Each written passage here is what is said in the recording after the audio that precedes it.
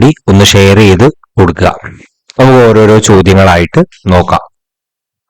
സൂര്യപ്രകാശത്തിന്റെ സാന്നിധ്യത്തിൽ സസ്യങ്ങൾ ഇലകളിൽ വെച്ച് ആഹാര നിർമ്മാണം നടത്തുന്ന പ്രവർത്തനം അറിയപ്പെടുന്നത്? നമുക്ക് എല്ലാവർക്കും അറിയാം, നമ്മൾ ചെറുപ്പം മുതലേ കേട്ടിട്ടുള്ള ഒരു കാര്യമാണ്. എന്താണ് ആ ഒരു പ്രവർത്തനത്തിന്റെ പേര്? ആ ഒരു പ്രവർത്തനത്തിന്റെ പേര് പ്രകാശ സംശ്ലേഷണം എന്നാണ്. സൂര്യപ്രകാശത്തിന്റെ സാന്നിധ്യത്തിൽ സസ്യങ്ങൾ ഇലകളിൽ വെച്ച് ആഹാര നിർമ്മാണം നടത്തുന്ന പ്രവർത്തനത്തെ നമ്മൾ പ്രകാശ സംശ്ലേഷണം എന്നാണ് പറയാ. സസ്യങ്ങളുടെ അടുക്കള എന്നറിയപ്പെടുന്നത് ഇലകൾ. സസ്യങ്ങളുടെ അടുക്കള എന്ന് പറയപ്പെടുന്നത് ഇലകളാണ്. സസ്യങ്ങളുടെ അടുക്കള എന്നറിയപ്പെടുന്നത് ഇലകൾ. പ്രകാശ സംശ്ലേഷണത്തിന് ആവശ്യമായ വർണ്ണവസ്തുവാണ് ഹരിതകം. പ്രകാശ സംശ്ലേഷണത്തിന് ആവശ്യമായ വർണ്ണവസ്തു ഹരിതകം. പ്രകാശ സംശ്ലേഷണത്തിന് ആവശ്യമായ വർണ്ണവസ്തു ഹരിതകം. പ്രകാശ സംശ്ലേഷണ സമയത്ത് സസ്യങ്ങൾ സ്വീകരിക്കുന്ന വാതകമാണ് കാർബൺ ഡയോക്സൈഡ്. ഈ ഒരു പ്രകാശ സംശ്ലേഷണം നടക്കുന്ന സമയത്ത് സസ്യങ്ങൾ സ്വീകരിക്കുന്ന വാതകം ഏതാണ് എന്ന് ചോദിച്ചാൽ അത് കാർബൺ ഡയോക്സൈഡ് ആണ്. സസ്യങ്ങളിൽ ആഹാര നിർമ്മാണം നടക്കുന്നത് എവിടെ വെച്ചാണ്? ഇലകളിൽ വെച്ചാണ്. സസ്യങ്ങളിൽ ആഹാര നിർമ്മാണം നടക്കുന്നത് എവിടെ വെച്ചാണ്? ഇലകളിൽ വെച്ച്. പ്രകാശ സംശ്ലേഷണത്തിന്റെ ഉൽപ്പന്നങ്ങൾ ഗ്ലൂക്കോസും ഓക്സിജനുമാണ്. ഈ ഒരു പ്രകാശ സംശ്ലേഷണം എന്ന പ്രവർത്തനം സസ്യങ്ങളിൽ നടന്നു കഴിയുമ്പോൾ അവിടെ ഉണ്ടാവുന്ന ഉൽപ്പന്നങ്ങൾ എന്തൊക്കെയാണ് എന്ന് ചോദിച്ചാൽ അത് ഗ്ലൂക്കോസും ഓക്സിജനുമാണ്. പകൽ സമയങ്ങളിൽ സസ്യങ്ങൾ പുറത്തുവിടുന്ന വാതകം ഓക്സിജനാണ്. പകൽ സമയങ്ങളിൽ സസ്യങ്ങൾ പുറത്തുവിടുന്ന വാതകം ഓക്സിജൻ. സസ്യങ്ങൾ ആഹാരം നിർമ്മാണ സമയത്ത് പുറത്തുവിടുന്ന വാതകവും ഓക്സിജനാണ്. ഇപ്പൊ സസ്യങ്ങള് ആഹാര നിർമ്മാണ സമയത്ത് പുറത്തുവിടുന്ന വാതകം ഏത് എന്ന് ചോദിച്ചാലും നമുക്ക് എന്തു പറയാം? ഈ ഒരു ഓക്സിജൻ എന്ന് പറയാം. അതേപോലെ തന്നെ പകൽ സമയങ്ങളിൽ സസ്യങ്ങൾ പുറത്തുവിടുന്ന വാതകവും ഓക്സിജൻ ആണ് എന്ന് പറയാം. സസ്യങ്ങൾ ശ്വസിക്കാൻ ഉപയോഗിക്കുന്ന വാതകം ഓക്സിജൻ. ഇത് നിങ്ങൾ കൃത്യമായിട്ട് മനസ്സിലാക്കിയിരിക്കേണ്ട ഈ ഒരു ഏറ്റവും ഇമ്പോർട്ടന്റ് ആയിട്ടുള്ള ഒരു ചോദ്യമാണ്. നമ്മൾ ഈ പ്രകാശ സംശ്ലേഷണത്തിന്റെ ഒക്കെ കാര്യം പറയുമ്പോൾ ചിലപ്പോൾ പെട്ടെന്ന് ഇനിയിപ്പോ സസ്യങ്ങൾക്ക് ശ്വസിക്കാൻ കാർബൺ ഡയോക്സൈഡ് ആയിരിക്കുമോ എന്നൊരു സംശയം നിങ്ങൾക്ക് ചോദ്യപേപ്പർ വരാനുള്ള സാധ്യതയുണ്ട്.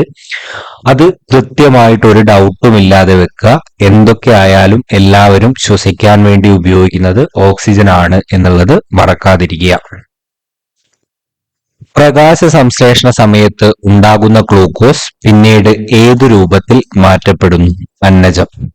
പ്രകാശ സംശ്ലേഷണ സമയത്ത് ഉണ്ടാകുന്ന ഗ്ലൂക്കോസ് പിന്നീട് ഏതു രൂപത്തിൽ മാറ്റപ്പെടുന്നു? അന്നജമായിട്ട്. അപ്പൊ പ്രകാശ സംശ്ലേഷണ സമയത്ത് ഗ്ലൂക്കോസ് ഉണ്ടാവും. ഈ ഒരു ഗ്ലൂക്കോസ് എന്ത് ചെയ്യും? അന്നജമായിട്ട് മാറ്റപ്പെടും. ഇലകൾക്ക് പച്ചനിറം നൽകുന്ന വർണ്ണവസ്തു ഹരിതകം. ഇലകൾക്ക് പച്ചനിറം നൽകുന്ന വർണ്ണവസ്തു ഏതാണ് എന്ന് ചോദിച്ചാല് ഹരിതകമാണ്. സ്വന്തമായി ആഹാരം നിർമ്മിക്കുന്നത് കൊണ്ട് സസ്യങ്ങൾ അറിയപ്പെടുന്നത് സ്വപോഷികൾ എന്നാണ്. സസ്യങ്ങള് മറ്റാരുടെയും ആശ്രയമില്ലാതെ സ്വന്തമായിട്ട് ആഹാരം നിർമ്മിക്കുന്നതായിട്ടാണ് നമുക്ക് കാണാൻ പറ്റുക. അതുകൊണ്ട് തന്നെ സസ്യങ്ങൾ സ്വന്തമായി ആഹാര നിർമ്മാണം നടത്തുന്നത് കൊണ്ട് സ്വപോഷികൾ എന്നാണ് അറിയപ്പെടുന്നത്. ഇലയുടെ ഉപരിവൃത്തിയിൽ കാണപ്പെടുന്ന സൂക്ഷ്മ സുഷിരങ്ങൾ അറിയപ്പെടുന്നത് ആസ്യാരന്ധ്രം അഥവാ സ്റ്റൊമാറ്റ എന്നാണ്. ആസ്യാരന്ധ്രം അഥവാ സ്റ്റൊമാറ്റ എന്നാണ്. ഇവിടെ ആസ്യാരന്ധ്രമല്ല കേട്ടോ, ആസ്യാരന്ധ്രമാണ്. അതവിടെ ടൈപ്പിംഗ് മിസ്റ്റേക്ക് പറ്റിയതാണ്. ആസ്യാരന്ധ്രങ്ങൾ വഴി.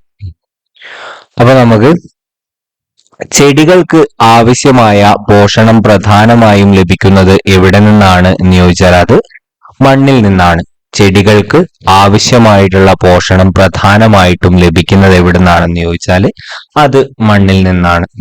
സസ്യങ്ങൾക്ക് അന്തരീക്ഷത്തിൽ നിന്നും വായു ലഭിക്കുന്നത്, ഇപ്പൊ നമ്മൾ നേരത്തെ പറഞ്ഞു സസ്യങ്ങൾക്കും ശ്വസിക്കാനായിട്ട് വായു ആവശ്യമാണ്. അപ്പൊ ഇത്തരത്തില് വായു ലഭിക്കുന്നത് എങ്ങനെയാണ് എന്ന് ചോദിച്ചാൽ നമ്മൾ നേരത്തെ പറഞ്ഞു ഇലയുടെ ഉപരിവൃത്തിയിൽ ഒരുപാട് സുഷിരങ്ങൾ കാണപ്പെടുന്നുണ്ട്. ഈ സുഷിരങ്ങളിൽ കൂടെയാണ് നമ്മുടെ സസ്യങ്ങൾക്ക് അന്തരീക്ഷത്തിൽ നിന്നും വായു ലഭിക്കുന്നത് എന്നുള്ളത് ഓർത്തിരിക്കുക.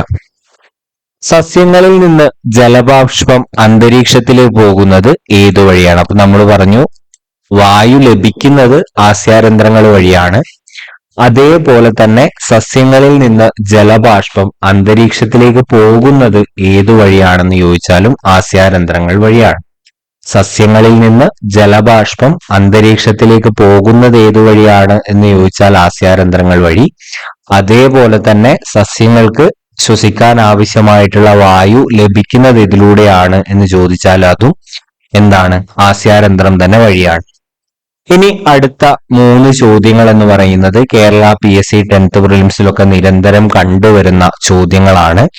നമുക്ക് ഇതൊക്കെ 5ാം ക്ലാസ് ടെക്സ്റ്റ് ബുക്കിൽ ഉണ്ടോ എന്ന് തന്നെ സംശയം വരുന്ന കാര്യങ്ങളാണ്.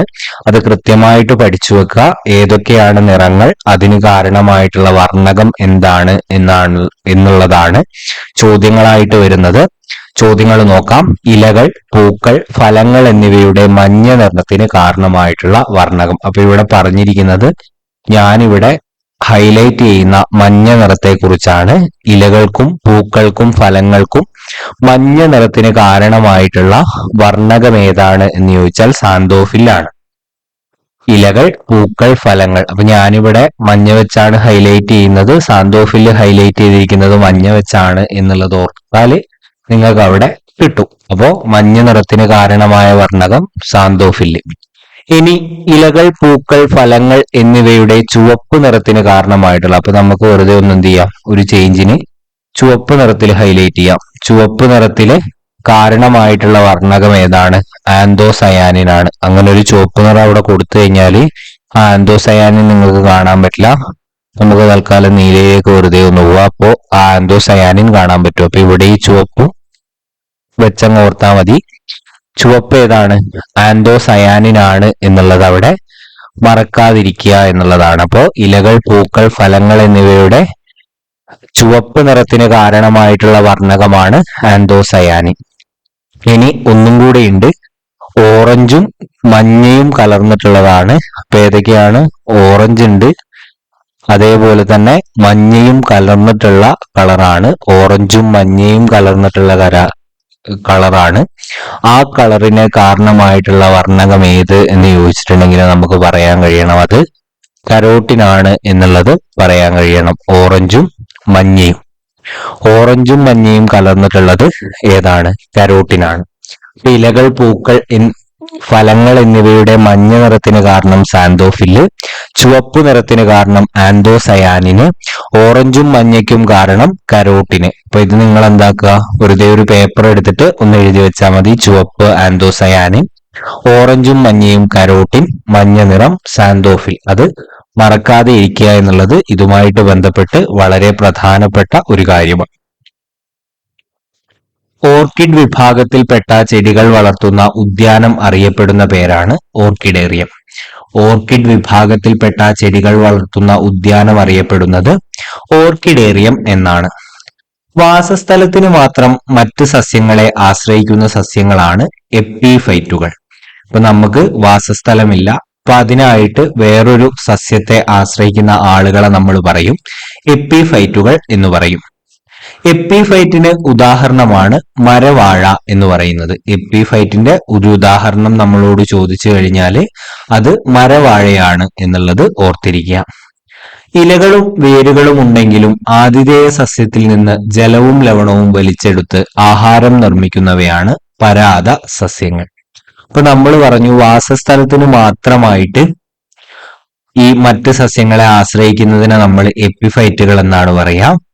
ഈ ഒരു എപ്പിഫൈറ്റുകളിൽ തന്നെ ഇലകളും വേരുകളും ഇവയ്ക്കുണ്ടെങ്കിലും അവര് താമസിക്കുന്ന ഒരു സസ്യത്തിൽ നിന്ന് ജലവും ലവണവും വലിച്ചെടുത്ത് ആഹാരം നിർമ്മിക്കുന്ന സസ്യങ്ങളാണെങ്കിൽ നമ്മൾ അതിനെ പരാത സസ്യങ്ങൾ എന്നാണ് പറയുക. അപ്പൊ ഈ ഒരു പരാത സസ്യങ്ങൾ പ്രധാനമായിട്ടും രണ്ട് തരത്തിലാണുള്ളത്. ഒന്ന് അർദ്ധപരാത സസ്യങ്ങളും രണ്ട് പൂർണ്ണ പരാത സസ്യങ്ങളുമാണ് എന്നുള്ളത് അവിടെ മനസ്സിലാക്കിയിരിക്കുക. ഇനി എന്താണ് അർദ്ധപരാതം, എന്താണ് പൂർണ്ണപരാതം എന്നാണ് നമ്മൾ നോക്കുന്നത്.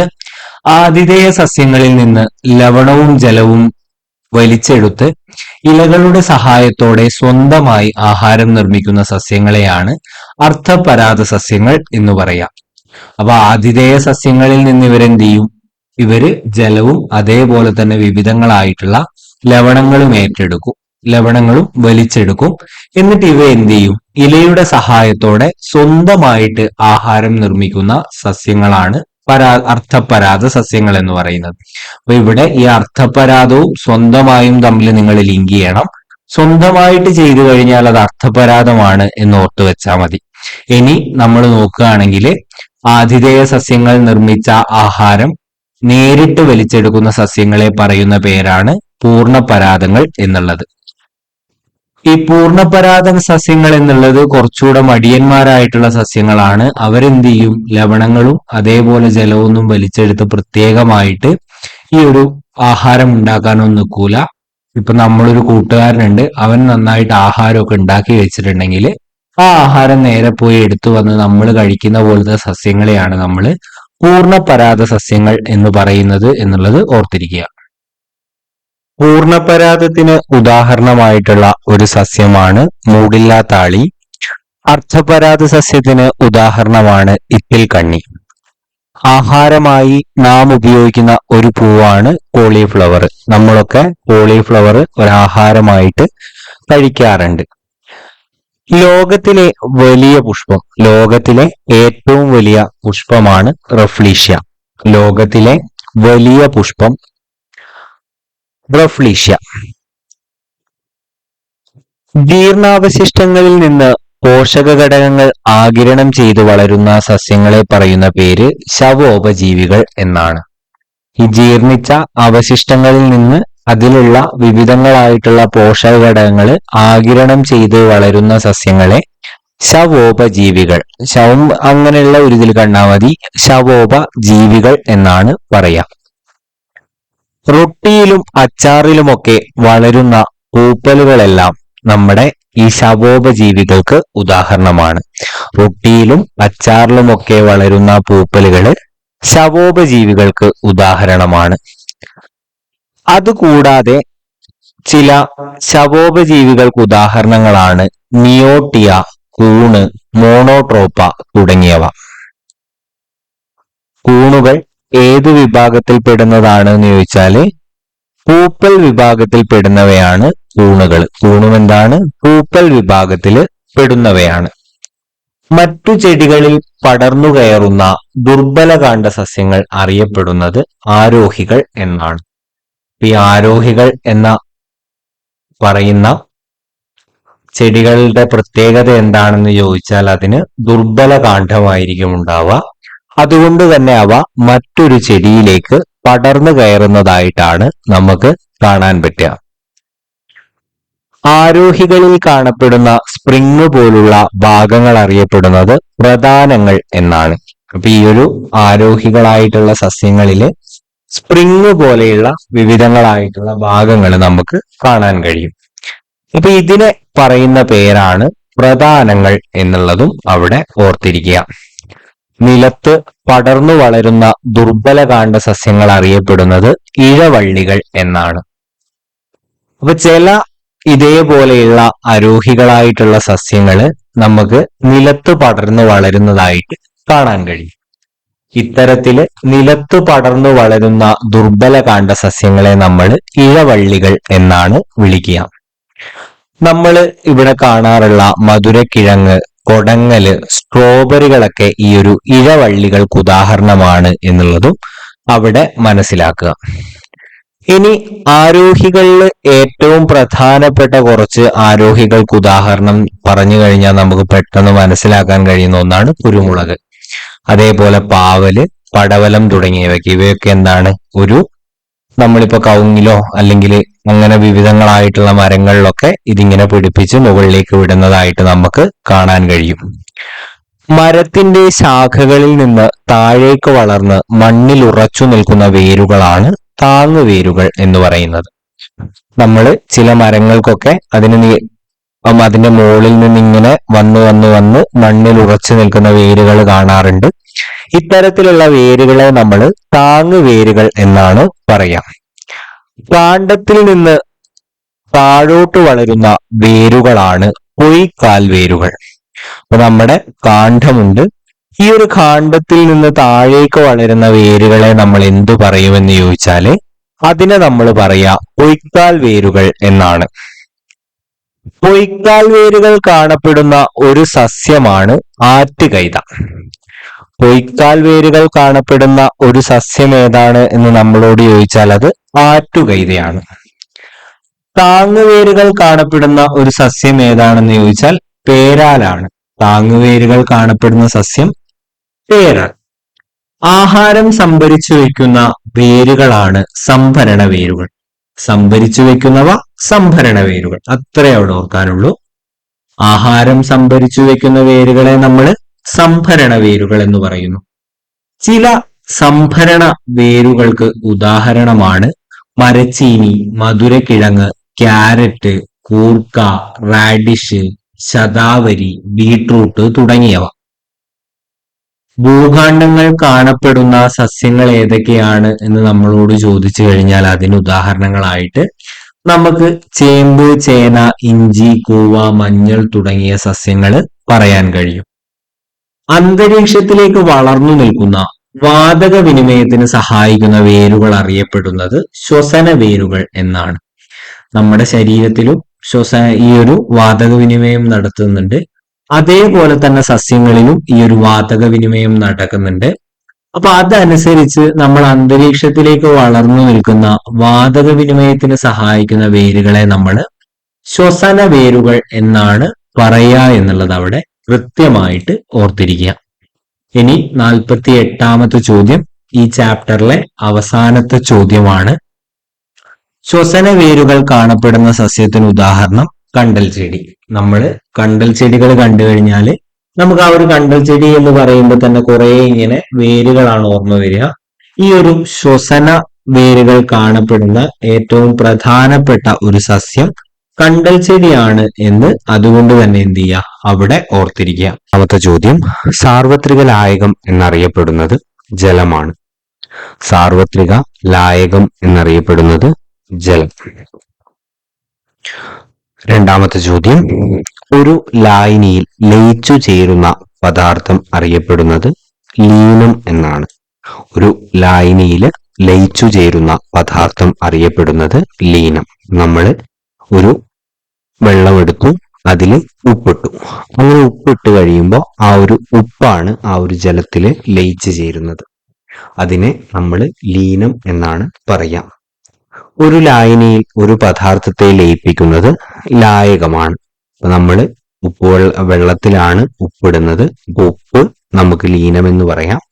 ആ ഒരു ജലത്തെ നമുക്ക് ലായകം എന്നും പറയാം. അപ്പോൾ ഒരു ഉപ്പുവെള്ളത്തിൽ ഉപ്പ് ലീനവും ജലം ലായകവുമായിരിക്കും എന്നുള്ളത് ഓർത്തിരിക്കുക. ഈ ലീനവും ലായകവും തമ്മിൽ ചേർന്നിട്ടുണ്ടെങ്കിൽ ലായനിയാവും എന്നുള്ളത് അവിടെ മറക്കാതിരിക്കുക. സോഡാ കുപ്പി തുറക്കുമ്പോൾ വാതക കുമിളകളായി ഉയർന്നു വരുന്നത് എന്താണ് എന്നുള്ളതാണ് അടുത്ത ചോദ്യം. സോഡാ കുപ്പി നമ്മൾ കടയിൽ പോയി ഒരു സോഡ പറഞ്ഞു കഴിഞ്ഞാൽ ആ ഒരു സോഡാ കുപ്പി അവർ നമുക്കെടുത്ത് തുറന്നു തരും. അപ്പൊ നമുക്ക് ഒരുപാട് വാതക കുമിളകൾ ഉയർന്നു വരുന്നതായിട്ട് കാണാൻ കഴിയും. അതെന്താണ് എന്ന് ചോദിച്ചാൽ കാർബൺ ഡയോക്സൈഡ് ആണ്. സോഡാ കുപ്പി തുറക്കുമ്പോൾ വാതക കുമിളകളായി ഉയർന്നു വരുന്നത് കാർബൺ ഡയോക്സൈഡ് ആണ് എന്നുള്ളത് അവിടെ ഓർത്തിരിക്കുക. ദ്രാവകങ്ങൾ അളക്കുന്ന ഏകകം ലിറ്റർ ആണ്. നമ്മൾ ഇപ്പോ ഒരു കടയിൽ പോയിട്ട് നമുക്ക് 1 ലിറ്റർ കപ്പാസിറ്റി 1 ലിറ്റർ ഉള്ള ഒരു ബോട്ടിൽ വേണം, സ്പ്രൈറ്റിന്റെ അല്ലെങ്കിൽ പെപ്സിയുടെ എന്നാണ് പറയാ. അപ്പൊ ദ്രാവകങ്ങൾ അളക്കുന്ന ഏകകം ഏതാണ് എന്ന് ചോദിച്ചാൽ അത് ലിറ്റർ ആണ്. 1 ലിറ്റർ എത്ര മില്ലി ലിറ്റർ ആണ്? 1000 മില്ലി ലിറ്റർ. 1 ലിറ്റർ എത്ര മില്ലി ലിറ്റർ ആണ്? 1000 മില്ലി ലിറ്റർ. 1000 ഘന സെന്റിമീറ്റർ എത്ര ലിറ്റർ ആണ് എന്ന് ചോദിച്ചാൽ 1 ലിറ്റർ തന്നെയാണ്. 1 ലിറ്റർ ഇസ് ഈക്വൽ ടു നമുക്ക് പറയാം 1000 മില്ലി ലിറ്റർ ആണ് എന്നും പറയാം. അതേപോലെ തന്നെ 1000 ഘന സെന്റിമീറ്റർ ആണ് എന്നും കൂടി നമുക്ക് പറയാൻ സാധിക്കും. ഇനി ഭൂമിയിലുള്ള ജലത്തിന്റെ എത്ര ശതമാനമാണ് സമുദ്രജലം? നമ്മുടെ ഭൂമിയിൽ ഒരുപാട് ജലമുണ്ട്, അപ്പൊ അതിൽ കൂടുതലും സമുദ്രജലമാണ്. അപ്പൊ ഭൂമിയുടെ ജലത്തിന്റെ എത്ര ശതമാനമാണ് സമുദ്രജലം എന്ന് ചോദിച്ചു കഴിഞ്ഞാൽ 96.5% സമുദ്രജലമാണ്. അപ്പൊ നമുക്കറിയാം നമ്മുടെ ഈ ഒരു ലോകത്ത് എത്രയായിരിക്കും അപ്പൊ ആ കടലിന്റെ ഒരു കപ്പാസിറ്റി എന്ന് നമുക്കൊന്ന് ആലോചിച്ച് നോക്കാം. ഭൂമിയിലെ ജലത്തിന്റെ 96%, 96.5% എന്താണ്? സമുദ്രജലമാണ് എന്നുള്ളത് ഓർത്തിരിക്കുക. ഭൂമിയിലെ ജലത്തിന്റെ എത്ര ശതമാനമാണ് ശുദ്ധജലം? ഇപ്പൊ ശുദ്ധജലവുമുണ്ട് സമുദ്രജലവുമുണ്ട്. സമുദ്രജലം 96.5 ആണെങ്കിൽ ശുദ്ധജലം എത്രയായിരിക്കും? 3.5 ആയിരിക്കും എന്നുള്ളത് അവിടെ മറക്കാതിരിക്കുക. ദ്രാവകങ്ങൾ ചൂടേറ്റ് ബാഷ്പമായി മാറുന്ന പ്രക്രിയ അറിയപ്പെടുന്നത് ബാഷ്പീകരണം. നമുക്ക് ദ്രാവകങ്ങളുണ്ട്, ലിക്വിഡുകളുണ്ട്. ഈ ഒരു ലിക്വിഡ് ചൂടേറ്റിട്ട് അത് ബാഷ്പമായിട്ട് മാറും. ബാഷ്പമായിട്ട് മാറുന്ന പ്രക്രിയ ഏതാണ് എന്ന് ചോദിച്ചാല് ബാഷ്പീകരണമാണ് എന്നുള്ളത് അവിടെ ഓർത്തിരിക്കുക. 12ാമത്തെ ചോദ്യം, വാതകങ്ങൾ തണുക്കുമ്പോൾ ദ്രാവകമായി മാറുന്ന പ്രക്രിയ അറിയപ്പെടുന്നത് സാന്ദ്രീകരണം എന്നാണ്. അപ്പോ ബാഷ്പീകരണം ഇരിക്കുന്ന ഒരവസ്ഥ, ബാഷ്പീകരണമാവുമ്പോൾ അത് വാതകങ്ങളായിട്ട് മാറും. ഈ വാതകങ്ങൾ സാധാരണഗതിയിൽ തണുത്തു കഴിഞ്ഞാൽ ആ ഒരു തിരിച്ച് അത് ദ്രാവകമായിട്ട് മാറും. ഈ ഒരു പ്രക്രിയയെ നമ്മൾ പറയുന്നത് സാന്ദ്രീകരണം എന്നാണ്. വെള്ളം നീരാവിയായി മാറുന്നത് എന്തിന് ഉദാഹരണമാണ് എന്ന് ചോദിച്ചാൽ ബാഷ്പീകരണത്തിന് ഉദാഹരണമാണ്. വെള്ളം നീരാവിയായി മാറുന്നത് എന്തിന് ഉദാഹരണമാണ്? ബാഷ്പീകരണം. ഇനി നീരാവി വെള്ളമായി മാറുന്നത് എന്തിന് ഉദാഹരണമാണ് എന്ന് ചോദിച്ചാൽ അത് സാന്ദ്രീകരണത്തിന് ഉദാഹരണമാണ്. മഴയുണ്ടാകുന്നത് എങ്ങനെ എന്നുള്ളൊരു ചോദ്യം ചോദിച്ചിട്ടുണ്ട്. ജലാശയങ്ങളിലെയും സസ്യങ്ങളിലെയും ജലം സൂര്യന്റെ ചൂടേറ്റ് നീരാവിയായിട്ട് അന്തരീക്ഷത്തിലെത്തും. ഈ നീരാവി തണുത്ത് മേഘമായും മേഘം തണുത്ത് മഴയായും മാറുന്നു. ഇങ്ങനെയാണ് മഴയുണ്ടാവുന്നത്. ജലാശയങ്ങളിലെയും സസ്യങ്ങളിലെയും ജലം സൂര്യന്റെ ചൂടേറ്റ് നീരാവിയായിട്ട് അന്തരീക്ഷത്തിലെത്തും. ഈ നീരാവി തണുത്ത് മേഘമായിട്ട് മാറും. മേഘം തണുത്തിട്ട് എന്ത് ചെയ്യും? മഴയായിട്ട് പെയ്യും. ഇനി അടുത്ത ചോദ്യം, 16ാമത്തെ ചോദ്യം. ഈ യൂണിറ്റ് ചെറിയൊരു യൂണിറ്റ് ആണ്. ഈ യൂണിറ്റിലെ അവസാനത്തെ ചോദ്യമാണ്. സേവന സന്നദ്ധരായ വിദ്യാർത്ഥികൾക്ക് പ്രവർത്തിക്കാവുന്ന വിവിധങ്ങളായിട്ടുള്ള മേഖലകളാണ് scout and guides, NCC, junior red cross എന്നിവ കാര്യങ്ങളെന്ന് നമുക്ക് നോക്കാം. കൃത്യമായിട്ട് അറിയാത്ത കാര്യങ്ങൾ നോട്ട് പ്രിപ്പയർ ചെയ്തിട്ട് തന്നെ പഠിക്കാൻ ശ്രമിക്കുക. 1ാമത്തെ ചോദ്യം, പ്രകാശത്തെ പൂർണ്ണമായും കടത്തിവിടുന്ന വസ്തുക്കൾ അറിയപ്പെടുന്നത് സുതാര്യ വസ്തുക്കൾ എന്നാണ്. സുതാര്യം സുഗമമായി എന്നുള്ള രീതിയിൽ, അപ്പൊ പ്രകാശത്തെ പൂർണ്ണമായും കടത്തിവിടുന്ന വസ്തുക്കളെ അറിയപ്പെടുന്നത് സുതാര്യ വസ്തുക്കൾ എന്നാണ്. 2ാമത്തേതായിട്ട് പ്രകാശത്തെ കടത്തിവിടാത്ത വസ്തുക്കളെ എന്ന് പറയുന്നു അതാര്യ വസ്തുക്കൾ എന്ന് പറയുന്നു. പ്രകാശത്തെ കടത്തിവിടാത്ത വസ്തുക്കളാണ് അതാര്യ വസ്തുക്കൾ എന്ന് പറയുന്നത്. ഇനി ഇത് രണ്ടിന്റെയും ഇടയ്ക്ക് ഉള്ളൊരു ചോദ്യമാണ്. പ്രകാശത്തെ ഭാഗികമായിട്ട് കടത്തിവിടുന്ന വസ്തുക്കളാണ് അർദ്ധധാര്യ വസ്തുക്കൾ എന്ന് പറയുന്നത്. അർത്ഥം പകുതി എന്നുള്ള രീതിയിൽ. അപ്പൊ പ്രകാശത്തെ ഭാഗികമായി കടത്തിവിടുന്ന വസ്തുക്കളെയാണ് അർദ്ധധാര്യ വസ്തുക്കൾ എന്ന് നമ്മൾ പറയുന്നത്. 4ാമത്തെ ചോദ്യം നോക്കുകയാണെങ്കിൽ, ഭൂമിയുടെ നിഴലിൽ ചന്ദ്രൻ വരുന്നത് ഏത് ഗ്രഹണ സമയത്താണ് എന്നുള്ളതാണ് ചോദ്യം. അത് ചന്ദ്രഗ്രഹണ സമയത്താണ്. ചന്ദ്രഗ്രഹണ സമയത്ത് ഭൂമിയുടെ നിഴലിൽ ചന്ദ്രൻ വരും. അതാണ് അവിടെ ഓർത്തിരിക്കേണ്ടത്. ഭൂമിയുടെ നിഴലിൽ ചന്ദ്രൻ വരുന്നത് ഏത് ഗ്രഹണ സമയത്താണ്? ചന്ദ്രഗ്രഹണ സമയത്താണ്. ചന്ദ്രന്റെ നിഴൽ ഭൂമിയിൽ പതിക്കുന്നത് ഏത് ഗ്രഹണമാണ്? സൂര്യഗ്രഹണം. ചന്ദ്രന്റെ നിഴൽ ഭൂമിയിൽ പതിക്കുന്നത് ഏത് ഗ്രഹണമാണ്? സൂര്യഗ്രഹണം. വ്യത്യാസം കൃത്യമായിട്ട് മനസ്സിലാക്കുക. ഭൂമിയുടെ നിഴലിൽ ചന്ദ്രൻ വരുന്നത് ഏത് ഗ്രഹണ സമയത്താണ് എന്ന് ചോദിച്ചാൽ അത് ചന്ദ്രഗ്രഹണ സമയത്താണ്. ഇനി ചന്ദ്രന്റെ നിഴൽ ഭൂമിയിൽ പതിക്കുന്നത് ഏത് ഗ്രഹണമാണ് എന്ന് ചോദിച്ചാൽ അത് സൂര്യഗ്രഹണമാണ് എന്നുള്ളതും അവിടെ ഓർത്തിരിക്കുക. സൂര്യഗ്രഹണം ഏതൊക്കെ വിധത്തിൽ ഭൂമിയിൽ പ്രകടമാകുന്നു എന്ന് ചോദിച്ചിട്ടുണ്ട്.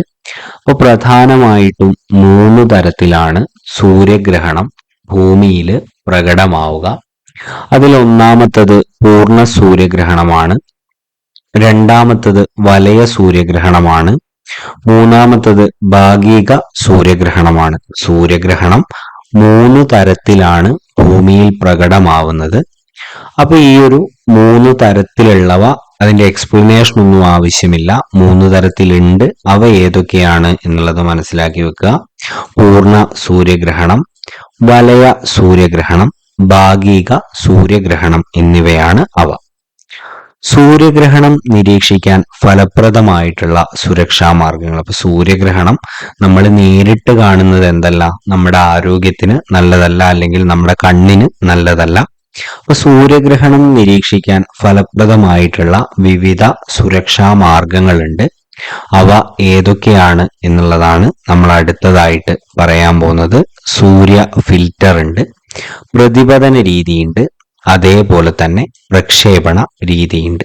ഇത് ഈ 3 രീതികളാണ് നമ്മളെ ഈ ഒരു സൂര്യഗ്രഹണം നിരീക്ഷിക്കാൻ ഫലപ്രദമായിട്ടുള്ള മാർഗങ്ങളായിട്ട് നമ്മൾ കണക്കാക്കുന്നത്. ഇനി സൂര്യഗ്രഹണം എന്താണ്, ചന്ദ്രഗ്രഹണം എന്താണ് എന്നുള്ളതാണ് ഈ ഒരു ചാപ്റ്ററിൽ പ്രധാനമായിട്ടും മനസ്സിലാക്കാനുള്ളത്.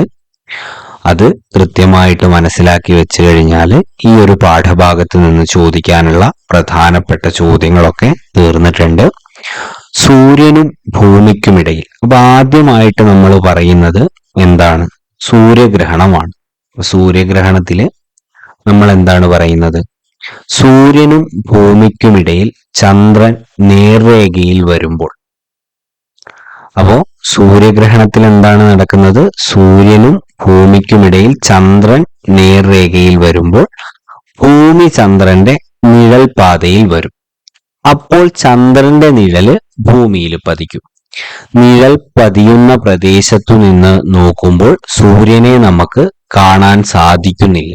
ഇതിനെയാണ് നമ്മൾ സൂര്യഗ്രഹണം എന്ന് പറയുന്നത്. അപ്പൊ നമ്മളോട് ഈ ഒരു ഓർഡർ ഒക്കെ ചിലപ്പോൾ ചോദിക്കാനുള്ള സാധ്യതയുണ്ട്. സൂര്യഗ്രഹണത്തിൽ എന്താണ് സംഭവിക്കുന്നത് എന്ന് ചോദിച്ചാൽ, സൂര്യഗ്രഹണം അപ്പൊ നിങ്ങൾ ആദ്യം സൂര്യനെ കാണുക, നമ്മുടെ ഭൂമിയെ കാണുക. ഇതിന്റെ രണ്ടിന്റെയും ഇടയ്ക്കായിട്ട് ചന്ദ്രൻ നേർരേഖയിൽ വരുന്നു. അപ്പൊ അങ്ങനെ നേർരേഖയിൽ വന്നു കഴിയുമ്പോൾ ഭൂമി എന്താവും, ചന്ദ്രന്റെ നിഴൽ പാതയിൽ വരും. അപ്പോൾ ചന്ദ്രന്റെ നിഴല് ഭൂമിയിൽ പതിക്കാനുള്ള അവസരമുണ്ടാവും. ഈ നിഴൽ പതിയുന്ന പ്രദേശത്ത് നിന്ന് നോക്കുമ്പോൾ നമുക്ക് എന്തു പറ്റില്ല, സൂര്യനെ കാണാൻ സാധിക്കില്ല. ഇതിനെയാണ് നമ്മൾ സൂര്യഗ്രഹണം എന്ന് പറയാം. ഒന്നുകൂടെ പറയാം, സൂര്യനും ഭൂമിക്കുമിടയിൽ ചന്ദ്രൻ നേർരേഖയിൽ വരുമ്പോൾ ഭൂമി ചന്ദ്രന്റെ നിഴൽപാതയിൽ വരും. അപ്പോൾ ചന്ദ്രന്റെ നിഴൽ ഭൂമിയിൽ പതിക്കുന്നു. നിഴൽ പതിയുന്ന പ്രദേശത്തു നിന്ന് നോക്കുമ്പോൾ സൂര്യനെ കാണാൻ സാധിക്കുന്നില്ല. ഇതിനെ നമ്മൾ സൂര്യഗ്രഹണം എന്ന് പറയുന്നു. ഇനി നമുക്ക് ഈ ഒരു ചാപ്റ്ററിൽ പ്രധാനമായിട്ടും നോക്കാനുള്ളത് ചന്ദ്രഗ്രഹണമാണ്. ചന്ദ്രഗ്രഹണത്തെ കുറിച്ച് പറയാനാണെങ്കിൽ സൂര്യനും ചന്ദ്രനും മധ്യത്തിലായിട്ട് ഭൂമി വരുന്നു. അപ്പോൾ ചന്ദ്രഗ്രഹണത്തിൽ സംഭവിക്കുന്ന എന്താന്ന് ചോദിച്ചാൽ, സൂര്യനും ചന്ദ്രനും മധ്യത്തിലായിട്ട് ഭൂമി എത്തുന്നു. അപ്പൊ ഭൂമിയുടെ നിഴല് ചന്ദ്രനിൽ പതിക്കുന്നു. ഈ സമയം ചന്ദ്രനെ കാണാൻ നമുക്ക് സാധിക്കുന്നില്ല. ഇതിനെയാണ് നമ്മൾ ചന്ദ്രഗ്രഹണം എന്ന് പറയുന്നത്. ഒന്നാമത്തെ ചോദ്യം, ഒരു വിത്ത് മുളയ്ക്കുന്നതിന് ആവശ്യമായിട്ടുള്ള ഘടകങ്ങൾ വായു, ആവശ്യമായിട്ടുള്ള അല്ലെങ്കിൽ അനുകൂലമായിട്ടുള്ള താപനില, ജലം എന്നിവയാണ്. ഒരു വിത്ത് മുളയ്ക്കുന്നതിന് ആവശ്യമായിട്ടുള്ള ഘടകങ്ങൾ ഏതൊക്കെയാണ് എന്ന് ചോദിച്ചു കഴിഞ്ഞാൽ, അത് നമുക്ക് പ്രധാനമായിട്ടും 3 ഘടകങ്ങൾ പറയാൻ കഴിയും. ഇതിലെ ഏറ്റവും പ്രധാനപ്പെട്ട 3 വായു, അനുകൂല താപനില, ജലം എന്നിവ. വിത്ത് മുളച്ചു കഴിഞ്ഞ് വളരുന്നതിന് ആവശ്യമായിട്ടുള്ള ഘടകങ്ങൾ. അപ്പൊ നമ്മൾ വിത്ത് നട്ടു, അങ്ങനെ വിത്ത് നട്ടതിന് ശേഷം ഈ ഒരു വിത്ത് മുളച്ചു കഴിഞ്ഞിട്ട് അത് വളരുന്നതിന് ഏറ്റവും ആവശ്യമായിട്ടുള്ള 2 ഘടകങ്ങളാണ് സൂര്യപ്രകാശം, മണ്ണ് എന്നിവ. വിത്ത് മുളച്ചു കഴിഞ്ഞ് വളരുന്നതിന് ആവശ്യമായിട്ടുള്ള ഘടകങ്ങൾ സൂര്യപ്രകാശം, മണ്ണ് എന്നിവയാണ്. അനുകൂല സാഹചര്യത്തിൽ വിത്തിനകത്തുള്ള ഭ്രൂണം തൈച്ചെടിയായി വളരുന്ന പ്രവർത്തനം എന്തു പേരിൽ അറിയപ്പെടുന്നു? ആ പ്രവർത്തനത്തിന്റെ പേരാണ് നമ്മളെ വിത്ത് മുളയ്ക്കൽ എന്ന് നമുക്ക് പറയാം. ഒരു വെറൈറ്റിക്ക് വേണ്ടിയിട്ട് ബീജാങ്കുരണം എന്ന് വേണമെങ്കിലും നമുക്ക് പറയാം. അനുകൂല സാഹചര്യത്തിൽ വിത്തിനകത്തുള്ള ഭ്രൂണം തൈച്ചെടിയായി വളരുന്ന പ്രവർത്തനം ബീജാങ്കുരണം അല്ലെങ്കിൽ വിത്തു മുളയ്ക്കൽ. അനുകൂല സാഹചര്യത്തിൽ വിത്തിനകത്തുള്ള ഭ്രൂണം തൈച്ചെടിയായിട്ട് വളരുന്ന പ്രവർത്തനം ഏത് എന്ന് ചോദിച്ചാല് അതിന് ബീജാങ്കുരണം എന്നും പറയാൻ സാധിക്കും, വിത്തുമുളയ്ക്കൽ എന്നും നമുക്ക് പറയാൻ സാധിക്കും. വിത്ത് മുളയ്ക്കുമ്പോൾ ആദ്യം പുറത്തു വരുന്ന ഭാഗം, നമ്മളെ വിത്ത് ഇങ്ങനെ മുളച്ചു വരികയാണ്. അപ്പൊ ആ ഒരു വിത്ത് മുളയ്ക്കുമ്പോൾ ആദ്യമായിട്ട് പുറത്തേക്ക് വരുന്ന ഭാഗം ഏതാണ് എന്ന് ചോദിച്ചാൽ അത് ബീജമൂലമാണ്. വിത്ത് മുളയ്ക്കുമ്പോൾ ആദ്യം പുറത്തു വരുന്ന ഭാഗം ബീജമൂലം. ബീജമൂലം മണ്ണിലേക്ക് വളർന്ന് എന്തായി തീരുന്നു? വേരായിട്ട് തീരുന്നു. അപ്പോ വിത്ത് മുളയ്ക്കുമ്പോൾ ആദ്യം പുറത്തു വരുന്ന ഭാഗം ഏതാണ് എന്ന് ചോദിച്ചാൽ അത് ബീജമൂലമാണ്. ഈ ഒരു ബീജമൂലം മണ്ണിലേക്ക് വളർന്നുകൊണ്ട് വേരായിട്ട് മാറുകയാണ് എന്നുള്ളതാണ് അവിടെ മനസ്സിലാക്കേണ്ടത്. സസ്യത്തിന്റെ കാണ്ഡമായി മാറുന്ന ഭാഗം ഏത് എന്ന് ചോദിച്ചാൽ അത് ബീജശീർഷമാണ്. ബീജമൂലം മണ്ണിലേക്ക് വളർന്നിട്ട് വേരായി തീരും. സസ്യത്തിന്റെ കാണ്ഡമായിട്ട് മാറുന്ന ഭാഗം ഏത് എന്ന് ചോദിച്ചാൽ ബീജശീർഷമാണ്. സസ്യത്തിന്റെ കാണ്ഡമായിട്ട് മാറുന്ന ഭാഗം ബീജശീർഷം. ഇല ആഹാരം നിർമ്മിക്കാൻ പാകമാകുന്നതുവരെ ഏതിലെ ആഹാരമാണ് മുളച്ചു വരുന്ന സസ്യം ഉപയോഗിക്കുന്നത്? അപ്പൊ നമ്മള് ഇങ്ങനെ ഒരു വിത്ത് നട്ടു കഴിഞ്ഞാൽ അത് മുളച്ചു വന്ന് അതിന്റെ ഇലകളൊക്കെ വികസിക്കാൻ കുറച്ച് താമസമെടുക്കും. അപ്പൊ ആ ഒരു താമസം എടുക്കുന്ന സമയത്ത് തന്നെ ഈ സസ്യത്തിന് ആവശ്യമായിട്ടുള്ള ആഹാരം എവിടെ നിന്നാണ് സസ്യം ഉപയോഗിക്കുന്നത് എന്നുള്ളതാണ്. ഇപ്പൊ ബീജപത്രത്തിൽ നിന്നാണ് ഈ ഒരു ആഹാരത്തിന് വേണ്ടിയിട്ടുള്ള ഒരു മാർഗം ഒരു സസ്യം കണ്ടെത്തുന്നത് എന്ന് ഓർത്തിരിക്കുക. ഇല ആഹാരം നിർമ്മിക്കാൻ പാകമാകുന്നതുവരെ ഏതിലെ ആഹാരമാണ് മുളച്ചു വരുന്ന സസ്യം ഉപയോഗിക്കുന്നത് എന്ന് ചോദിച്ചാല് ബീജപത്രം ആണ് എന്നുള്ളത് അവിടെ മറക്കാതെ ഇരിക്കുക. ഇല മുളച്ച് പുതിയ സസ്യം ഉണ്ടാകുന്നതിന് ഉദാഹരണം ഏത് എന്ന് ചോദിച്ചാൽ ബയോഫ്രില്ലമാണ്. ഇല മുളച്ച് പുതിയ സസ്യം ഉണ്ടാകുന്നതിന് ഉദാഹരണമാണ് ബയോഫ്രില്ലം. ഇല മുളച്ച് പുതിയ സസ്യം ഉണ്ടാകുന്നതിന് ഉദാഹരണം ബയോഫ്രില്ലമാണ് എന്നുള്ളത് ഓർത്തിരിക്കുക. വേരുമുളച്ച് പുതിയ സസ്യം ഉണ്ടാകുന്നതിന് ഉദാഹരണമാണ് ചന്ദനം. വേരുമുളച്ച് പുതിയ സസ്യം ഉണ്ടാകുന്നതിന് ഉദാഹരണം ചന്ദനം. വേരുമുളച്ച് പുതിയ സസ്യം ഉണ്ടാകും. അപ്പൊ വേരുമുളച്ചിട്ടാണ് പുതിയ സസ്യം ഉണ്ടാകുന്നത് എന്നുണ്ടെങ്കിൽ അത്തരത്തിലുള്ള സസ്യത്തിന് ഉദാഹരണമാണ് ചന്ദനം. ചന്ദനത്തില് വേരുമുളച്ചിട്ടാണ് പുതിയ സസ്യം ഉണ്ടാവുക. 10ാമത്തെ ചോദ്യം, സസ്യങ്ങളുടെ കായിക ഭാഗങ്ങളായിട്ടുള്ള വേര്, തണ്ട് മുതലായവയിൽ നിന്ന് പുതിയ സസ്യം ഉണ്ടാകുന്നത്. PSCയുടെ നിരന്തരമായിട്ടുള്ള ഒരു മോസ്റ്റ് റിപ്പീറ്റഡ് ആയിട്ടുള്ള ഒരു ചോദ്യമാണിത്. അതുകൊണ്ട് അതിന്റെ ഇമ്പോർട്ടൻസ് കൊടുത്ത് തന്നെ പഠിക്കുക. വേര്, തണ്ട്, ഇല മുതലായവയിൽ നിന്ന് പുതിയ സസ്യം ഉണ്ടാകുന്നതിന് കായിക ഭാഗങ്ങൾ എന്നാണ് പറയാ. വേര്, ഇല, സസ്യം എന്നീ മുതലായിട്ടുള്ള ഭാഗങ്ങളിൽ നിന്ന് പുതിയ സസ്യം ഉണ്ടാകുന്നതിന് കായിക പ്രജനനം എന്നാണ് പറയാ. എന്താണ് പറയാ? കായിക പ്രജനനം. അപ്പൊ നമ്മുടെ സസ്യങ്ങളുടെ കായിക ഭാഗങ്ങൾ എന്നറിയപ്പെടുന്നത് പ്രധാനമായിട്ടും വേര്, തണ്ട്, ഇല തുടങ്ങിയ കാര്യങ്ങളാണ്. ഇതിൽ നിന്ന് നമ്മുടെ മറ്റ് സസ്യങ്ങൾ ഉണ്ടാകുന്നതിന് നമുക്ക് എന്താ പറയാൻ പറ്റുക? കായിക പ്രജനനം എന്നാണ് പറയാൻ പറ്റുക എന്നുള്ളത് അവിടെ എന്താ ചെയ്യുക? കൃത്യമായിട്ട് ഓർത്തിരിക്കുക. ഇനി നമ്മൾ അടുത്ത ചോദ്യം നോക്കുകയാണ്. ഒരു സസ്യത്തിന്റെ വിത്തുകൾ വളരുന്നതിനാവശ്യമായിട്ടുള്ള മണ്ണ്, വെള്ളം, സൂര്യപ്രകാശം, ധാതുലവണങ്ങൾ എന്നിവ ലഭിക്കുന്നതിനായിട്ട് വിത്തുകളെ പല ഭാഗങ്ങളിലായി വിതരണം ചെയ്യപ്പെടുന്നതിനെ നമ്മൾ എന്തു പറയും? വിത്ത് വിതരണം എന്ന് പറയും. വളരെ സിമ്പിൾ ആയിട്ട് ഓർത്താൽ മതി. വിത്തുകളെ പല ഭാഗങ്ങളായിട്ട് വിതരണം ചെയ്യപ്പെടുന്ന രീതി എന്താണെന്ന് ചോദിച്ചാൽ അതിനെ വിത്ത് വിതരണം എന്നാണ് പറയാ. ഇതെന്തിനാണ് ചെയ്യുന്നത്? മണ്ണ്, വെള്ളം, സൂര്യപ്രകാശം, ധാതുലവണങ്ങൾ എന്നിവ ലഭിക്കാൻ വേണ്ടിയിട്ടാണ് നമ്മൾ വിത്ത് വിതരണം നടത്തുന്നത്. ഇനി നമുക്ക് ഈ ഒരു ഭാഗത്തിന്റെ അവസാനത്തെ ഒരു ടോപ്പിക് നോക്കാനുള്ളത് കാർഷിക വിളകളും അവയുടെ ജന്മദേശവുമാണ്. അപ്പൊ അതില് കൈതച്ചക്ക, മരച്ചീനി, തക്കാളി, ഉരുളക്കിഴങ്ങ്, പച്ചമുളക്, പേരയ്ക്ക, പപ്പായ എന്നിവ അമേരിക്കയിൽ നിന്നാണ്. ഏതൊക്കെയാണ്? കൈതച്ചക്ക, മരച്ചീനി, തക്കാളി, ഉരുളക്കിഴങ്ങ്, പച്ചമുളക്, പേരക്ക, പപ്പായ, കാപ്പി തുടങ്ങിയവയുടെ ജന്മദേശം അമേരിക്കയാണ്. തേയില, ചൈന. അപ്പോ അത് ഓർത്തു വെക്കാനൊരു പ്രധാനപ്പെട്ട ഒരു കോഡല്ല. എന്നാലും നമുക്ക് പെട്ടെന്ന് തേയില വെച്ച് നമ്മൾ എന്താണ് ഉണ്ടാക്കുക? ചായയാണ് ഉണ്ടാക്കുക. അപ്പൊ ചായയും ചൈനയും കൂടെ എന്ത് ചെയ്താൽ മതി? അവിടെ ലിങ്ക് ചെയ്താൽ മതി. തേയില, ചൈന എന്നുള്ളത് ആ വഴി നമുക്ക് ഓർക്കാം. പിന്നെ cabbage, Europe. Cabbage, Europe. Cabbage എവിടെ നിന്നാണ് എന്ന് ചോദിച്ചാല് യൂറോപ്പിൽ നിന്നാണ്. Cabbage, Europe. റബ്ബറും കശുമാവും ബ്രസീലാണ്. റബ്ബറും കശുമാവും ബ്രസീലിൽ നിന്നാണ് ഉണ്ടാക്കുന്നത് എന്നുള്ളത് കൂടി അവിടെ ഓർത്തിരിക്കുക. ഒന്നാമത്തെ ചോദ്യം, കത്തുമ്പോൾ താപം പുറത്തുവിടുന്ന വസ്തുക്കളാണ് ഇന്ധനങ്ങൾ. അപ്പൊ നമ്മള് ഒരു സാധനം കത്തിക്കുകയാണ്. അങ്ങനെ കത്തിക്കുമ്പോൾ അത് താപം പുറത്തുവിടുന്നുണ്ടെങ്കിൽ നമ്മൾ അതിനെ ഇന്ധനങ്ങൾ എന്ന് പറയും. അതുകൊണ്ട് തന്നെ ഖര ഇന്ധനങ്ങൾക്ക് ഉദാഹരണമാണ് വിറക്, കൽക്കരി എന്നിവ. ഖര ഇന്ധനങ്ങൾക്ക് ഉദാഹരണമാണ് വിറക്, കൽക്കരി തുടങ്ങിയ വസ്തുക്കൾ. ഇനി ദ്രാവക ഇന്ധനങ്ങൾക്ക് ഉദാഹരണങ്ങൾ നോക്കുകയാണെങ്കിൽ ഡീസൽ, പെട്രോൾ, മണ്ണെണ്ണ എന്നിവയാണ്. ദ്രാവക ഇന്ധനങ്ങൾക്ക് ഉദാഹരണങ്ങളാണ് ഡീസൽ, പെട്രോൾ, മണ്ണെണ്ണ തുടങ്ങിയവ. വാതക ഇന്ധനങ്ങൾക്ക് ഉദാഹരണങ്ങളാണ് LPG, CNG, ഹൈഡ്രജൻ എന്നിവ. ഒരു വസ്തു കത്തുമ്പോൾ താപം പുറത്തുവിടുന്നുണ്ടെങ്കിൽ നമ്മൾ അതിനെ ഇന്ധനങ്ങൾ എന്ന് പറയുന്നു. ഖര ഇന്ധനങ്ങൾക്ക് ഉദാഹരണങ്ങളാണ് വിറക്, കൽക്കരി. ദ്രാവക ഇന്ധനങ്ങൾക്ക് ഉദാഹരണമാണ് ഡീസൽ, പെട്രോൾ, മണ്ണെണ്ണ.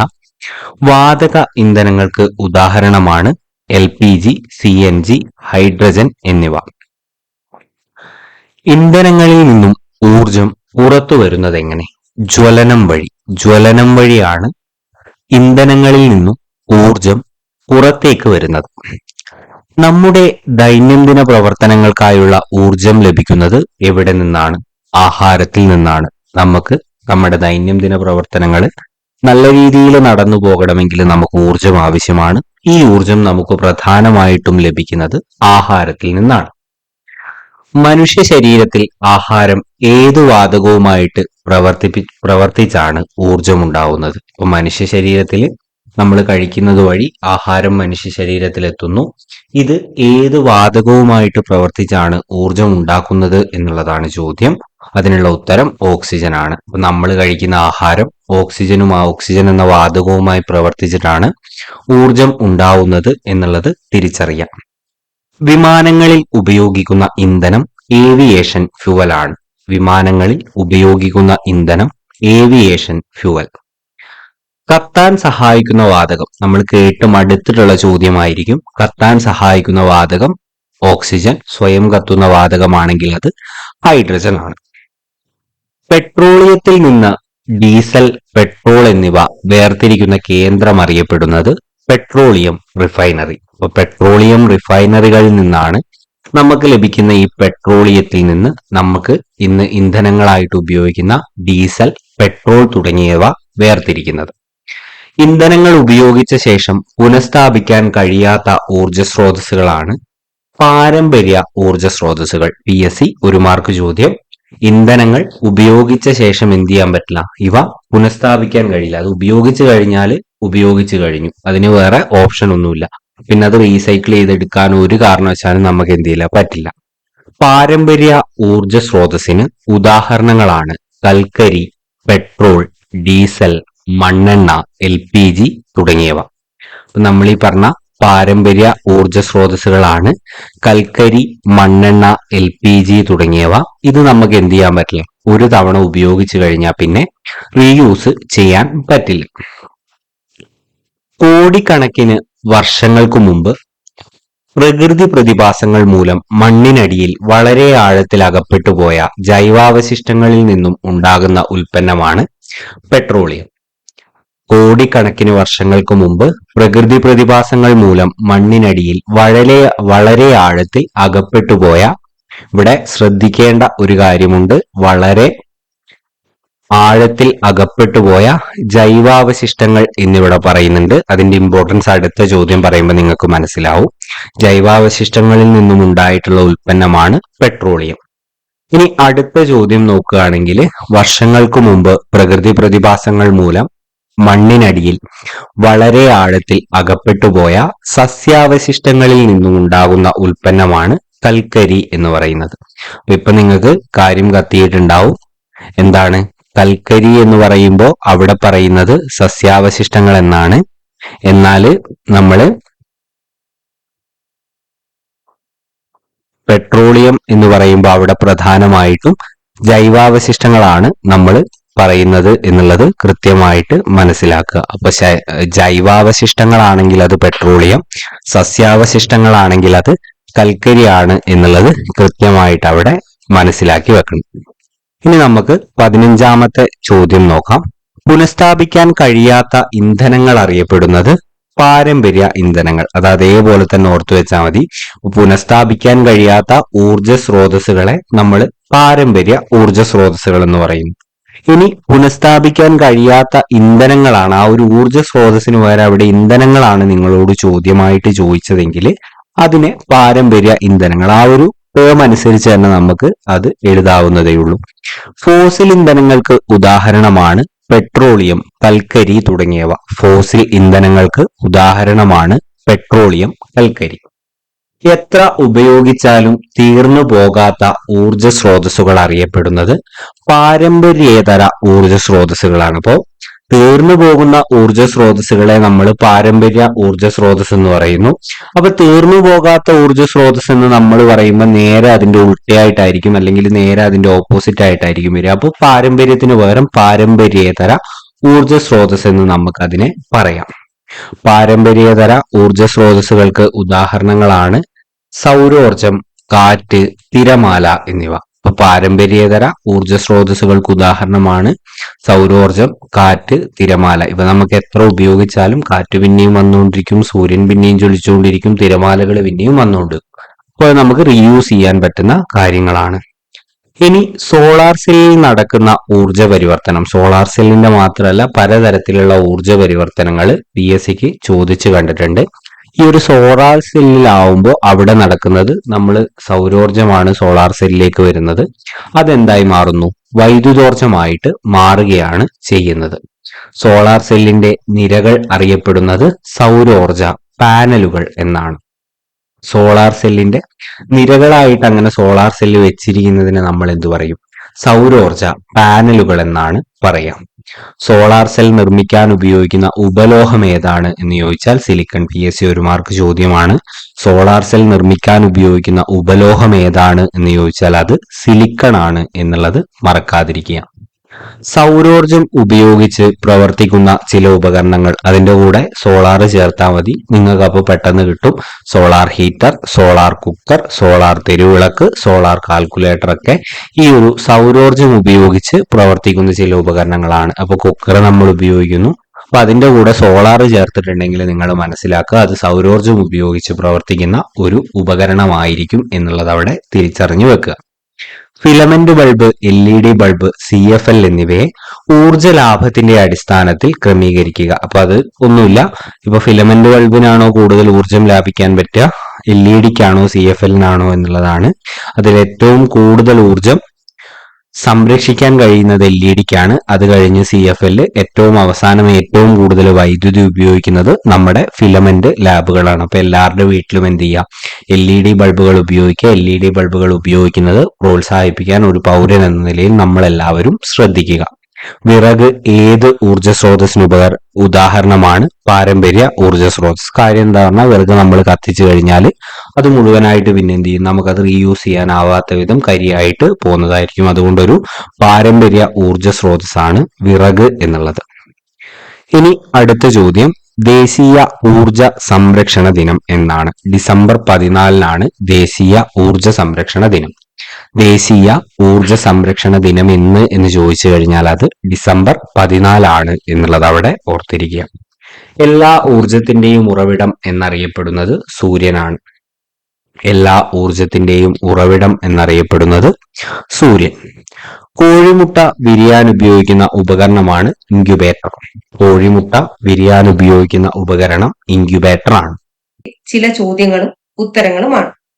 അപ്പൊ നമുക്ക് വീഡിയോയിലേക്ക് കടക്കാം. മനുഷ്യപ്രയത്നം ലഘൂകരിക്കാൻ ഉപയോഗിക്കുന്ന ഉപകരണങ്ങൾ ലഘുയന്ത്രങ്ങൾ. മനുഷ്യപ്രയത്നം ലഘൂകരിക്കാൻ ഉപയോഗിക്കുന്ന ഉപകരണങ്ങൾ ലഘുയന്ത്രങ്ങൾ. ലഘുയന്ത്രങ്ങൾക്ക് ഉദാഹരണങ്ങൾ ഉത്തോലകങ്ങൾ, ചെരിവ് തലങ്ങൾ, ആപ്പ്.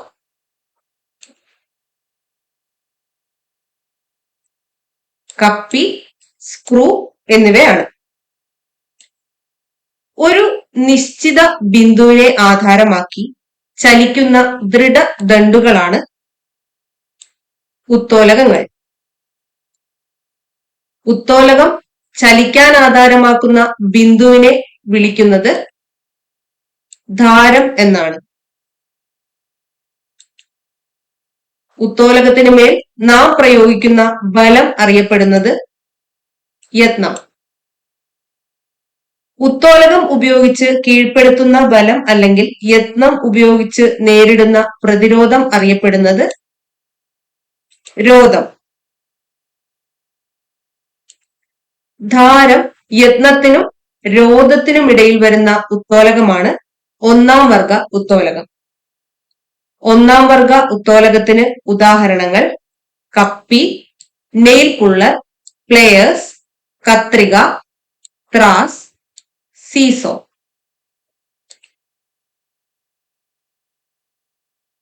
രോധം ധാരത്തിനും യത്നത്തിനുമിടയിൽ വരുന്ന ഉത്തോലകമാണ് രണ്ടാം വർഗ ഉത്തോലകം. രണ്ടാം വർഗ ഉത്തോലകത്തിന് ഉദാഹരണങ്ങളാണ് വീൽ ബാരോ, നാരങ്ങ ഞെക്കി, പാക്കുവെട്ടി, ബോട്ടിൽ ഓപ്പണർ, വീൽ ചെയർ. യത്നം രോധത്തിനും ധാരത്തിനും ഇടയിൽ വരുന്ന ഉത്തോലകമാണ് മൂന്നാം വർഗ ഉത്തോലകം. മൂന്നാം വർഗ ഉത്തോലകത്തിന് ഉദാഹരണങ്ങളാണ് ഐസ് ടോങ്സ്, ചൂണ്ട, ചവണ എന്നിവ. മരപ്പണിക്കാർ ഉപയോഗിക്കുന്ന ആപ്പ് എന്തിനുദാഹരണമാണ്? ചരിവ് തലത്തിനുദാഹരണമാണ് മരപ്പണിക്കാർ ഉപയോഗിക്കുന്ന ആപ്പ്.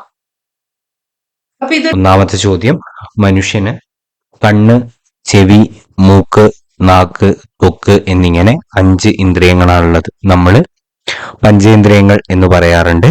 നമ്മുടെ ചുറ്റുപാടിനെ കുറിച്ച് അറിവ് തരുന്ന ഈ അവയവങ്ങളാണ് ജ്ഞാനേന്ദ്രിയങ്ങൾ എന്ന് നമ്മൾ പൊതുവെ പറയാം. ജ്ഞാനേന്ദ്രിയങ്ങൾ എന്ന് പറയാറുണ്ട്, പഞ്ചേന്ദ്രിയങ്ങൾ എന്ന് പറയാറുണ്ട്. അങ്ങനെ പലതരത്തിലും ഇവ അറിയപ്പെടാറുണ്ട്. മനുഷ്യന് കണ്ണ്, ചെവി, മൂക്ക്, നാക്ക്, ത്വക്ക് എന്നിങ്ങനെ 5 ഇന്ദ്രിയങ്ങളാണുള്ളത്. നമ്മുടെ ചുറ്റുപാടിനെ കുറിച്ച് അറിവ് തരുന്ന ഈ അവയവങ്ങളെ ജ്ഞാനേന്ദ്രിയങ്ങൾ എന്നാണ് നമ്മൾ പറയുന്നത് എന്നുള്ളത് ആദ്യമായിട്ട് ഓർക്കുക. കണ്ണിൽ പ്രതിബിംബം രൂപപ്പെടുന്ന പാളി റെറ്റിനയാണ്. കണ്ണിൽ പ്രതിബിംബം രൂപപ്പെടുന്ന പാളി ഏതാണ് എന്ന് ചോദിച്ചാൽ ഉത്തരം റെറ്റിന. വസ്തുക്കളുടെ അകലം, സ്ഥാനം എന്നിവ കൃത്യമായിട്ട് അറിയാൻ കാരണം ദ്വിനേത്ര ദർശനമാണ്. നമുക്കൊരു വസ്തുവിന്റെ അകലം, അതിന്റെ സ്ഥാനം എന്നിവയെ കുറിച്ച് കൃത്യമായ ധാരണ ലഭിക്കാനുള്ള ഒരു കാരണം എന്താണ് എന്ന് ചോദിച്ചു കഴിഞ്ഞാൽ അത് ദ്വിനേത്ര ദർശനമാണ് എന്നുള്ളത് തിരിച്ചറിയാം. റെറ്റിനയിൽ നിന്നും സന്ദേശത്തെ തലച്ചോറിലെത്തിക്കുന്ന നാഡികളാണ് നേത്രനാഡികൾ. അപ്പം നമ്മുടെ കണ്ണില് പതിച്ചിട്ടുള്ള ആ ഒരു സന്ദേശത്തെ റെറ്റിനയിൽ നിന്നും തലച്ചോറിലെത്തിക്കുന്ന നാഡികൾ ഏതാണ് എന്ന് ചോദിച്ചാൽ അത് നേത്രനാഡികളാണ് എന്നുള്ളത് തിരിച്ചറിയാം. 2 കണ്ണും ഒരേ സമയം ഒരു ബിന്ദുവിൽ കേന്ദ്രീകരിച്ച് കാണാൻ കഴിയുന്നതിനെ പറയുന്നത് എന്താണ് എന്ന് ചോദിച്ചാൽ ദ്വിനേത്ര ദർശനം എന്നാണ് പറയാം. നമുക്ക് നമ്മുടെ 2 കണ്ണും വേറെ വേറെ സാധനത്തിലേക്കാണ് കേന്ദ്രീകരിക്കുന്നതെങ്കിൽ നമുക്ക് ആ വസ്തുവിനെ കൃത്യമായിട്ട് കാണാനൊന്നും കഴിയില്ല. 2 കണ്ണും ഒരേ സമയം ഒരേ ബിന്ദുവിൽ കേന്ദ്രീകരിച്ച് കാണാൻ കഴിയുന്നതിനെ നമ്മൾ ദ്വിനേത്ര ദർശനം എന്നാണ് പറയാം. അന്ധരായ ആളുകൾ സുരക്ഷിതമായി സഞ്ചരിക്കാൻ ഉപയോഗിക്കുന്ന വെളുത്ത വടിയെ നമ്മൾ വൈറ്റ് കെയിൻ എന്നാണ് പറയാ. അന്ധരായിട്ടുള്ള ആളുകൾ ഒരു വടി ഉപയോഗിച്ച് നടക്കുന്ന ഇത് നമ്മൾ കണ്ടിട്ടുണ്ടാവും. ഈ വടിയെ നമ്മൾ പറയുന്ന പേര് വൈറ്റ് കെയിൻ എന്നുള്ളതാണ് എന്നുള്ളത് അവിടെ ഓർക്കുക. അന്ധരെ സഹായിക്കുന്നതിന് നിലവിലുള്ള സംവിധാനങ്ങൾ ഏതൊക്കെയാണ് എന്ന് ചോദിച്ചാൽ ബ്രെയിൻ ലിപി, talking watch, white cane, tactile watch തുടങ്ങിയ ഉപകരണങ്ങൾ കാഴ്ചാപരിമിതി നേരിടുന്ന ആളുകൾ ഉപയോഗിക്കാറുണ്ട്. ബ്രെയിൻ ലിപി ആവിഷ്കരിച്ച ശാസ്ത്രജ്ഞൻ ആരാണ് എന്ന് ചോദിച്ചാൽ ലൂയിസ് ബ്രെയിലാണ്. PSC 1 മാർക്ക് ചോദ്യമാണ്, മറക്കാതെ ഇരിക്കുക. ബ്രെയിൻ ലിപി ആവിഷ്കരിച്ച ശാസ്ത്രജ്ഞൻ ആര്? ലൂയിസ് ബ്രെയിൽ ആണ് എന്നുള്ളത് അവിടെ കൃത്യമായിട്ട് എന്ത് ചെയ്യുക, മറക്കാതെ ഇരിക്കുക. ബ്രെയിൻ ലിപി ലൂയിസ് ബ്രെയിൽ. ഇനി അടുത്ത ചോദ്യം നമ്മൾ നോക്കുകയാണെങ്കിൽ കാഴ്ചശക്തി ഇല്ലാത്തവർക്കായി പശയിൽ മുക്കിയ നൂലും മണലും ഉപയോഗിച്ച് സ്പർശിക്കാവുന്ന രീതിയിൽ നിർമ്മിക്കുന്ന ഭൂപടങ്ങളെയാണ് നമ്മൾ എംബോസ്ഡ് മാപ്പ് എന്ന് പറയാം. നമുക്കറിയാം കാഴ്ച പരിമിതിയുള്ളവര് കൂടുതലായിട്ടും തൊട്ടൊക്കെ ആയിരിക്കും അവര് വിവിധങ്ങളായിട്ടുള്ള കാര്യങ്ങൾ മനസ്സിലാക്കുക. അപ്പൊ കാഴ്ചശക്തി ഇല്ലാത്തവർക്കായിട്ട് പശയിൽ മുക്കിയ നൂലും മണലും ഉപയോഗിച്ച് സ്പർശിക്കാവുന്ന രീതിയിൽ നിർമ്മിക്കുന്ന ഭൂപടങ്ങളെയാണ് എംബോസ്ഡ് മാപ്പ് എന്ന് പറയുക എന്നുള്ളത് അവിടെ കൃത്യമായിട്ട് മനസ്സിലാക്കുക. കണ്ണുകളെ രണ്ട് വ്യത്യസ്ത ദിശകളിലേക്ക് ചലിപ്പിച്ച് വ്യത്യസ്ത കാഴ്ചകൾ ഒരേ സമയം കാണാൻ കഴിയുന്ന ജീവി മരയോന്താണ്. നല്ല പ്രത്യേകതയാണ്. നമുക്കും അങ്ങനെ രണ്ട് ഭാഗത്ത് നോക്കിയിട്ടോ അല്ലോ ഈ തലയുടെ പുറകിലോ ഒക്കെ കണ്ണുണ്ടെങ്കിൽ എന്ന് ഇടയ്ക്കൊക്കെ നമ്മൾ പരീക്ഷയ്ക്ക് ഇരിക്കുമ്പോൾ ഒക്കെ വിചാരിക്കാറുണ്ട്. അപ്പൊ മരയോന്തിന് ആ കഴിവുണ്ട് എന്ന് മനസ്സിലാക്കുക. മരയോന്തിന്റെ കണ്ണുകളെ രണ്ട് വ്യത്യസ്ത ദിശകളിലേക്ക് ചലിപ്പിച്ച് വ്യത്യസ്ത കാഴ്ചകൾ ഒരേ സമയം കാണാൻ കഴിയുന്ന ഒരു ജീവിയാണ് മരയോന്ത് എന്നുള്ളത് മറക്കാതിരിക്കുക. കഴുത്ത് പൂർണ്ണവൃത്തത്തിൽ തിരിക്കാൻ കഴിവുള്ള പക്ഷിയാണ് മൂങ്ങ. മൂങ്ങയ്ക്ക് എന്ത് ചെയ്യാൻ പറ്റും? നമുക്കൊക്കെ നമ്മൾ കീലസന്ധിയാണ് നമ്മുടെ ഈ ഒരു ഇവിടെയുള്ളതെന്ന് പറയും. നമുക്ക് ആ ഒരു രണ്ട് ഭാഗത്തൊരു തണ്ട് പോലെ വെച്ചിട്ട് രണ്ട് ഭാഗത്തേക്ക് മാത്രമേ തിരിക്കാൻ പറ്റൂ. എന്നാൽ മൂങ്ങയ്ക്ക് എന്ത് ചെയ്യാൻ പറ്റും? കഴുത്ത് പൂർണ്ണവൃത്തത്തിൽ തിരിക്കാൻ കഴിവുള്ള ഒരു പക്ഷിയാണ് മൂങ്ങ. മൂങ്ങയ്ക്ക് കഴുത്ത് മുഴുവനായിട്ട് അങ്ങനെ 360 ഡിഗ്രിയിൽ തിരിക്കാൻ കഴിയും എന്നാണ് പറയുന്നത്. കഴുത്ത് പൂർണ്ണവൃത്തത്തിൽ തിരിക്കാൻ കഴിവുള്ള പക്ഷി മൂങ്ങ. കാഴ്ചശക്തി പരിശോധിക്കാൻ ഉപയോഗിക്കുന്ന ചാർട്ട് ഏത് എന്നുള്ളതാണ് അടുത്ത ചോദ്യം. എല്ലാവർക്കും അറിയായിരിക്കും. നമ്മളെ കണ്ണ് ഡോക്ടറെ അടുത്ത് കൊണ്ടുപോയാൽ അദ്ദേഹം വായിപ്പിക്കുന്ന ABCD അക്ഷരങ്ങളോ 1 2 3 4 സംഖ്യകളോ ഒക്കെ ഉള്ള ചാർട്ട്, ആ ചാർട്ടിനെ പറയുന്നത് സ്നെല്ലർ ചാർട്ട് എന്നാണ്. എന്താണ് ആ ചാർട്ടിന്റെ പേര്? സ്നെല്ലർ ചാർട്ട് എന്നുള്ളതാണ്. കാഴ്ചശക്തി പരിശോധിക്കുവാൻ ഉപയോഗിക്കുന്ന ചാർട്ട് ഏതാണ് എന്ന് ചോദിച്ചാൽ സ്നെല്ലർ ചാർട്ടാണ്. എത്ര വരികളിലായാണ് സ്നെല്ലർ? അത് സ്മെല്ലർ അല്ല, സ്നെല്ലർ ആണ്. സ്നെല്ലർ ആണ് എന്നുള്ളത് അവിടെ ഓർത്തിരിക്കുക. സ്മെല്ലർ അല്ല, നായാണ് സ്നെല്ലർ. സ്നെല്ലർ ചാർട്ടാണ് അവിടെ ഉള്ളത് എന്നുള്ളത് ഓർത്തിരിക്കുക. സ്നെല്ലർ ചാർട്ടിൽ അക്ഷരങ്ങളോ ചിഹ്നങ്ങളോ അക്കങ്ങളോ വ്യത്യസ്ത വലുപ്പത്തിൽ രേഖപ്പെടുത്തിയിരിക്കുന്നത് എത്ര വരികളിലായിട്ടാണ് എന്നുള്ളതാണ്. 7 വരികളിലായിട്ടാണ് ആ സംഖ്യകൾ വ്യത്യസ്ത വലിപ്പത്തിൽ നമുക്ക് മുന്നിൽ ഒരുക്കിയിരിക്കുന്നത് എന്നുള്ളത് ഓർത്തിരിക്കുക. ഏത് തരത്തിലുള്ള പരിശോധനയിലാണ് സ്നെല്ലർ ചാർട്ട് ഉപയോഗിച്ച് കാഴ്ചശക്തി പ്രാഥമികമായിട്ട് അളക്കുന്നത്? അതെങ്ങനെയാണ് അളക്കുക? മുകളിൽ നിന്ന് താഴോട്ട് എത്ര വരികൾ ശരിയായി വായിക്കാൻ കഴിയുന്നു എന്ന് പരിശോധിച്ചിട്ടാണ് നമ്മുടെ കാഴ്ചശക്തി പറയാ. 1-ാം വരി, 2-ാം വരി, 3-ാം വരി, അങ്ങനെ 7 വരികളും വായിച്ചിട്ടുണ്ടെങ്കിൽ നമുക്ക് ഉയർന്ന കാഴ്ചശക്തി ഉണ്ട് എന്ന് പറയും. അതിൽ നിന്ന് നമുക്ക് വായിക്കാനുള്ള ശേഷി കുറയുന്നതോടൊപ്പം നമ്മുടെ കാഴ്ചശക്തിയും കുറഞ്ഞു എന്ന് നമുക്ക് മനസ്സിലാക്കാൻ കഴിയുന്നതാണ്. ഏത് തരത്തിലുള്ള പരിശോധനയിലാണ് സ്നെല്ലർ ചാർട്ട് ഉപയോഗിച്ച് കാഴ്ചശക്തി പ്രാഥമികമായിട്ട് അളക്കുന്നത്? മുകളിൽ നിന്ന് താഴോട്ട് എത്ര വരികൾ ശരിയായി വായിക്കാൻ കഴിഞ്ഞു എന്ന് പരിശോധിച്ച്. എത്ര മീറ്റർ അകലെ നിന്നാണ് സ്നെല്ലർ ചാർട്ട് വായിക്കേണ്ടത്? 6 മീറ്റർ. എത്ര മീറ്റർ അകലെ നിന്നാണ് സ്നെല്ലർ ചാർട്ട് വായിക്കേണ്ടത്? 6 മീറ്റർ. കേൾവിക്ക് സഹായിക്കുന്ന മനുഷ്യ ശരീരത്തിലെ ഭാഗമാണ് ചെവി. അപ്പൊ ഇത്രയും നേരം കണ്ണിനെ കുറിച്ചാണ് പറഞ്ഞത്. ഇനി നമ്മൾ ചെറുതായിട്ട് ചെവിയുടെ കാര്യങ്ങളാണ് പറയാൻ പോകുന്നത്. കേൾവിക്ക് സഹായിക്കുന്ന മനുഷ്യ ശരീരത്തിലെ ഭാഗമാണ് ചെവി. ബാഹ്യകർണമില്ലെങ്കിലും ആന്തരകർണം ഉപയോഗിച്ച് തറയിലുണ്ടാകുന്ന നേരിയ ചലനങ്ങൾ പോലും തിരിച്ചറിയാൻ കഴിയുന്ന ഒരു ജീവിയാണ് പാമ്പ്. പാമ്പിന് ബാഹ്യകർണമില്ല. ആന്തരകർണം ഉപയോഗിച്ച് തറയിലുണ്ടാകുന്ന നേരിയ ചലനങ്ങൾ പോലും തിരിച്ചറിയാൻ കഴിയുന്ന ഒരു ജീവിയാണ് പാമ്പ്. മണമറിയാൻ സഹായിക്കുന്ന അവയവമാണ് മൂക്ക്. നമുക്ക് മണമറിയാൻ സഹായിക്കുന്ന അവയവമാണ് മൂക്ക്. ഘ്രാണശക്തി ഏറ്റവും കൂടുതലുള്ള ജീവി സ്രാവാണ്.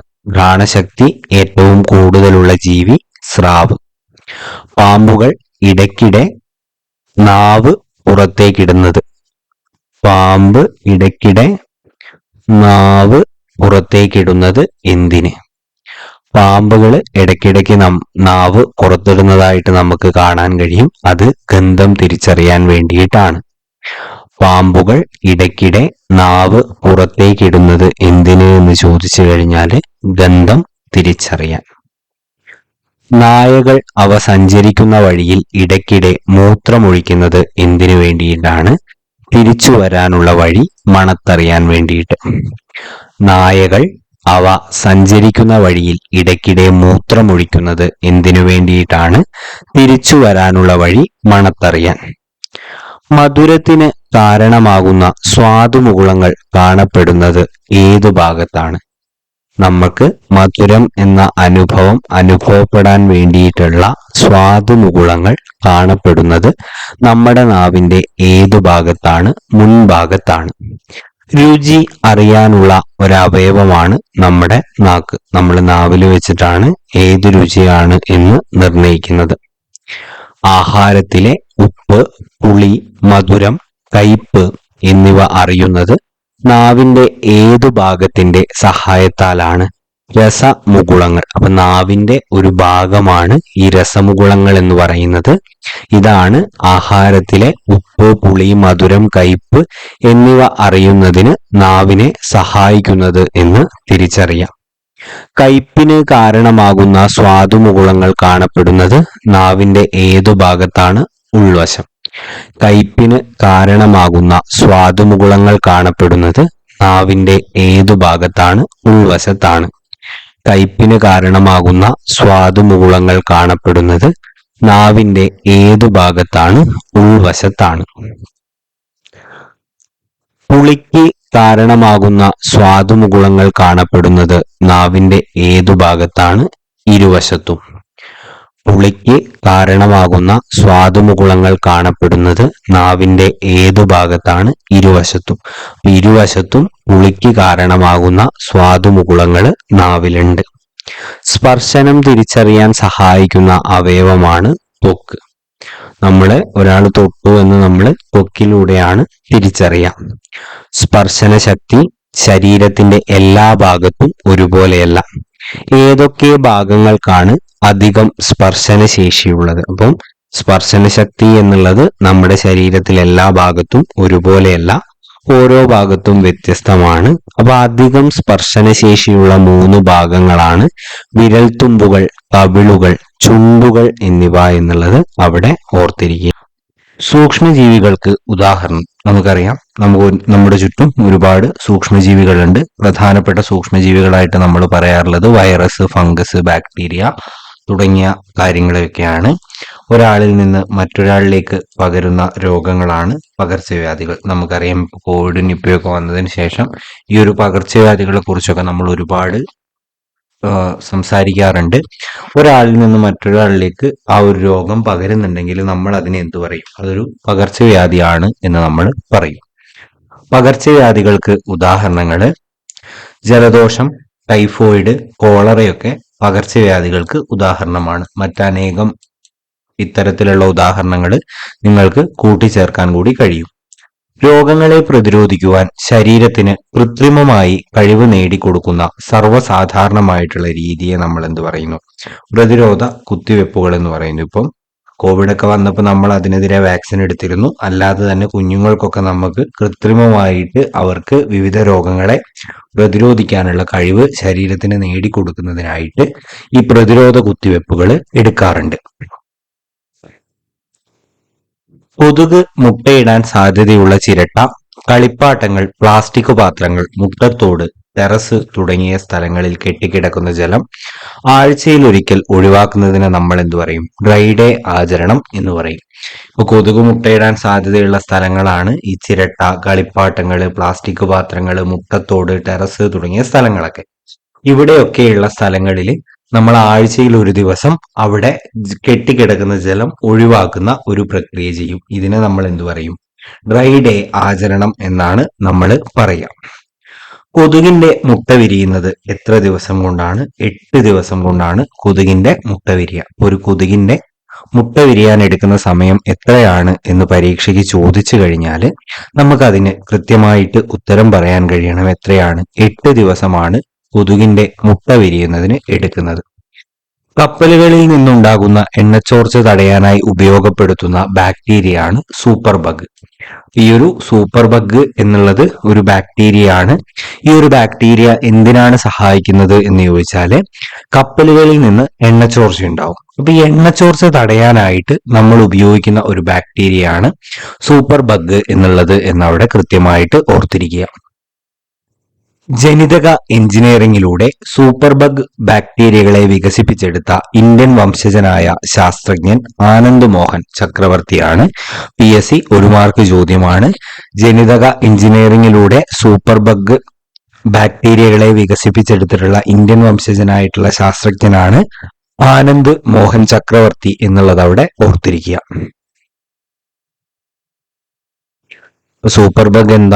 സൂപ്പർബഗ് എന്താണെന്ന് നമ്മൾ പറഞ്ഞ കപ്പലിൽ നിന്നുണ്ടാകുന്ന എണ്ണച്ചോർച്ച തടയാനായിട്ട് ഉപയോഗപ്പെടുന്ന ബാക്ടീരിയ ആണ് നമ്മൾ സൂപ്പർബഗ് എന്ന് പറയാം. ഈ ഒരു സൂപ്പർബഗ് വികസിപ്പിച്ചിട്ടുള്ളത് ഇന്ത്യൻ വംശജനായ ഒരു ശാസ്ത്രജ്ഞനാണ്. അദ്ദേഹത്തിന്റെ പേര് ആനന്ദ് മോഹൻ ചക്രവർത്തി എന്നാണ്. അപ്പൊ ഈ ഒരു 8 ചോദ്യങ്ങളായിട്ട് നമുക്ക് നോക്കി പോവാം. ഭൂമിയുടെ ഗോളാകൃതി നേരിൽ കാണാൻ ആദ്യമായിട്ട് അവസരം ലഭിച്ചത് ആർക്ക്? യൂറി ഗഗാറിനാണ്. അപ്പൊ നമ്മുടെ ഭൂമിയുടെ ഗോളാകൃതി ആദ്യമായിട്ട് നേരിൽ കണ്ട വ്യക്തി ആരാണ്? യൂറി ഗഗാറിനാണ് എന്നുള്ളത് ഓർത്തിരിക്കുക. യൂറി ഗഗാറിനാണ് നമ്മുടെ ഭൂമിയുടെ ഗോളാകൃതി ആദ്യമായിട്ട് നേരിൽ കണ്ടത്. ഭൂമിയുടെ അന്തരീക്ഷത്തിനപ്പുറമുള്ള വിശാലമായ ശൂന്യ പ്രദേശത്തെയാണ് നമ്മൾ ബഹിരാകാശം എന്ന് പറയാം. ഭൂമിയുടെ അന്തരീക്ഷത്തിനപ്പുറമുള്ള വിശാലമായിട്ടുള്ള ശൂന്യപ്രദേശത്തെ ബഹിരാകാശം എന്ന് പറയുന്നു. ബഹിരാകാശത്ത് ഭൂമിയുടെ ഏറ്റവും അടുത്തുള്ള ആകാശഗോളം, ഈ നമ്മുടെ ബഹിരാകാശത്ത് ഭൂമിയുടെ ഏറ്റവും അടുത്തുള്ള ആകാശഗോളം ഏത് എന്ന് ചോദിച്ചാൽ അത് ചന്ദ്രനാണ്. ബഹിരാകാശത്ത് ഭൂമിയുടെ ഏറ്റവും അടുത്തുള്ള ആകാശഗോളം ചന്ദ്രൻ. ആദ്യത്തെ ബഹിരാകാശ സഞ്ചാരി ആര്? Yuri Gagarin. ആദ്യത്തെ ബഹിരാകാശ സഞ്ചാരി ആരാണ് എന്ന് ചോദിച്ചിട്ടുണ്ടെങ്കിൽ അത് യൂറി ഗഗാറിനാണ്. വിവിധ ആവശ്യങ്ങൾക്കായി മനുഷ്യർ ബഹിരാകാശത്തേക്ക് അയക്കുന്ന ഉപകരണങ്ങൾ അടങ്ങിയ പേടകങ്ങൾ അറിയപ്പെടുന്നത് കൃത്രിമോപഗ്രഹങ്ങൾ എന്നാണ്. വിവിധങ്ങളായിട്ടുള്ള ആവശ്യങ്ങൾക്കായിട്ട് നമ്മൾ മനുഷ്യര് ബഹിരാകാശത്തേക്ക് അയക്കുന്ന ഉപകരണങ്ങൾ അടങ്ങിയ പേടകങ്ങളെ നമ്മൾ കൃത്രിമ ഉപഗ്രഹങ്ങൾ എന്നാണ് പറയാം. കൃത്രിമോപഗ്രഹങ്ങളുടെ ഉപയോഗങ്ങളാണ് ഭൂവിഭവങ്ങൾ കണ്ടെത്തൽ, കാലാവസ്ഥാ പഠനം, വനഭൂമികൾ, തണ്ണീർത്തടങ്ങൾ എന്നിവയെക്കുറിച്ചുള്ള പഠനം, കര, സമുദ്ര, വ്യോമ ഗതാഗതങ്ങൾക്ക് മാർഗനിർദ്ദേശം നൽകൽ, ബഹിരാകാശ ഗവേഷണം, സൈനിക പ്രതിരോധ പ്രവർത്തനങ്ങൾ എന്നിവ. ഇനി അടുത്ത ചോദ്യം, യൂറി ഗഗാറിൻ ബഹിരാകാശത്ത് എത്തിയ വർഷം 1961 ഏപ്രിൽ 12-നാണ്. അപ്പൊ ആദ്യമായിട്ടാണ് ഒരു ബഹിരാകാശ സഞ്ചാരി റഷ്യയിൽ നിന്നുണ്ടാവുന്നത്. അദ്ദേഹം ഈ ഒരു ബഹിരാകാശത്ത് എത്തിയത് എപ്പോഴാണ് എന്ന് ചോദിച്ചിട്ടുണ്ടെങ്കിൽ 1961 ഏപ്രിൽ 12-നാണ്. യൂറി ഗഗാറിനെ ബഹിരാകാശത്ത് എത്തിച്ച വാഹനം വോസ്റ്റോക്ക് 1 ആണ്. PSC 1 മാർക്ക് ചോദ്യം. യൂറി ഗഗാറിനെ ബഹിരാകാശത്ത് എത്തിച്ച വാഹനം വോസ്റ്റോക്ക് 1. PSC അടുത്ത 1 മാർക്കിന്റെ ചോദ്യം, ആദ്യ കൃത്രിമോപഗ്രഹം സ്പുട്നിക് 1.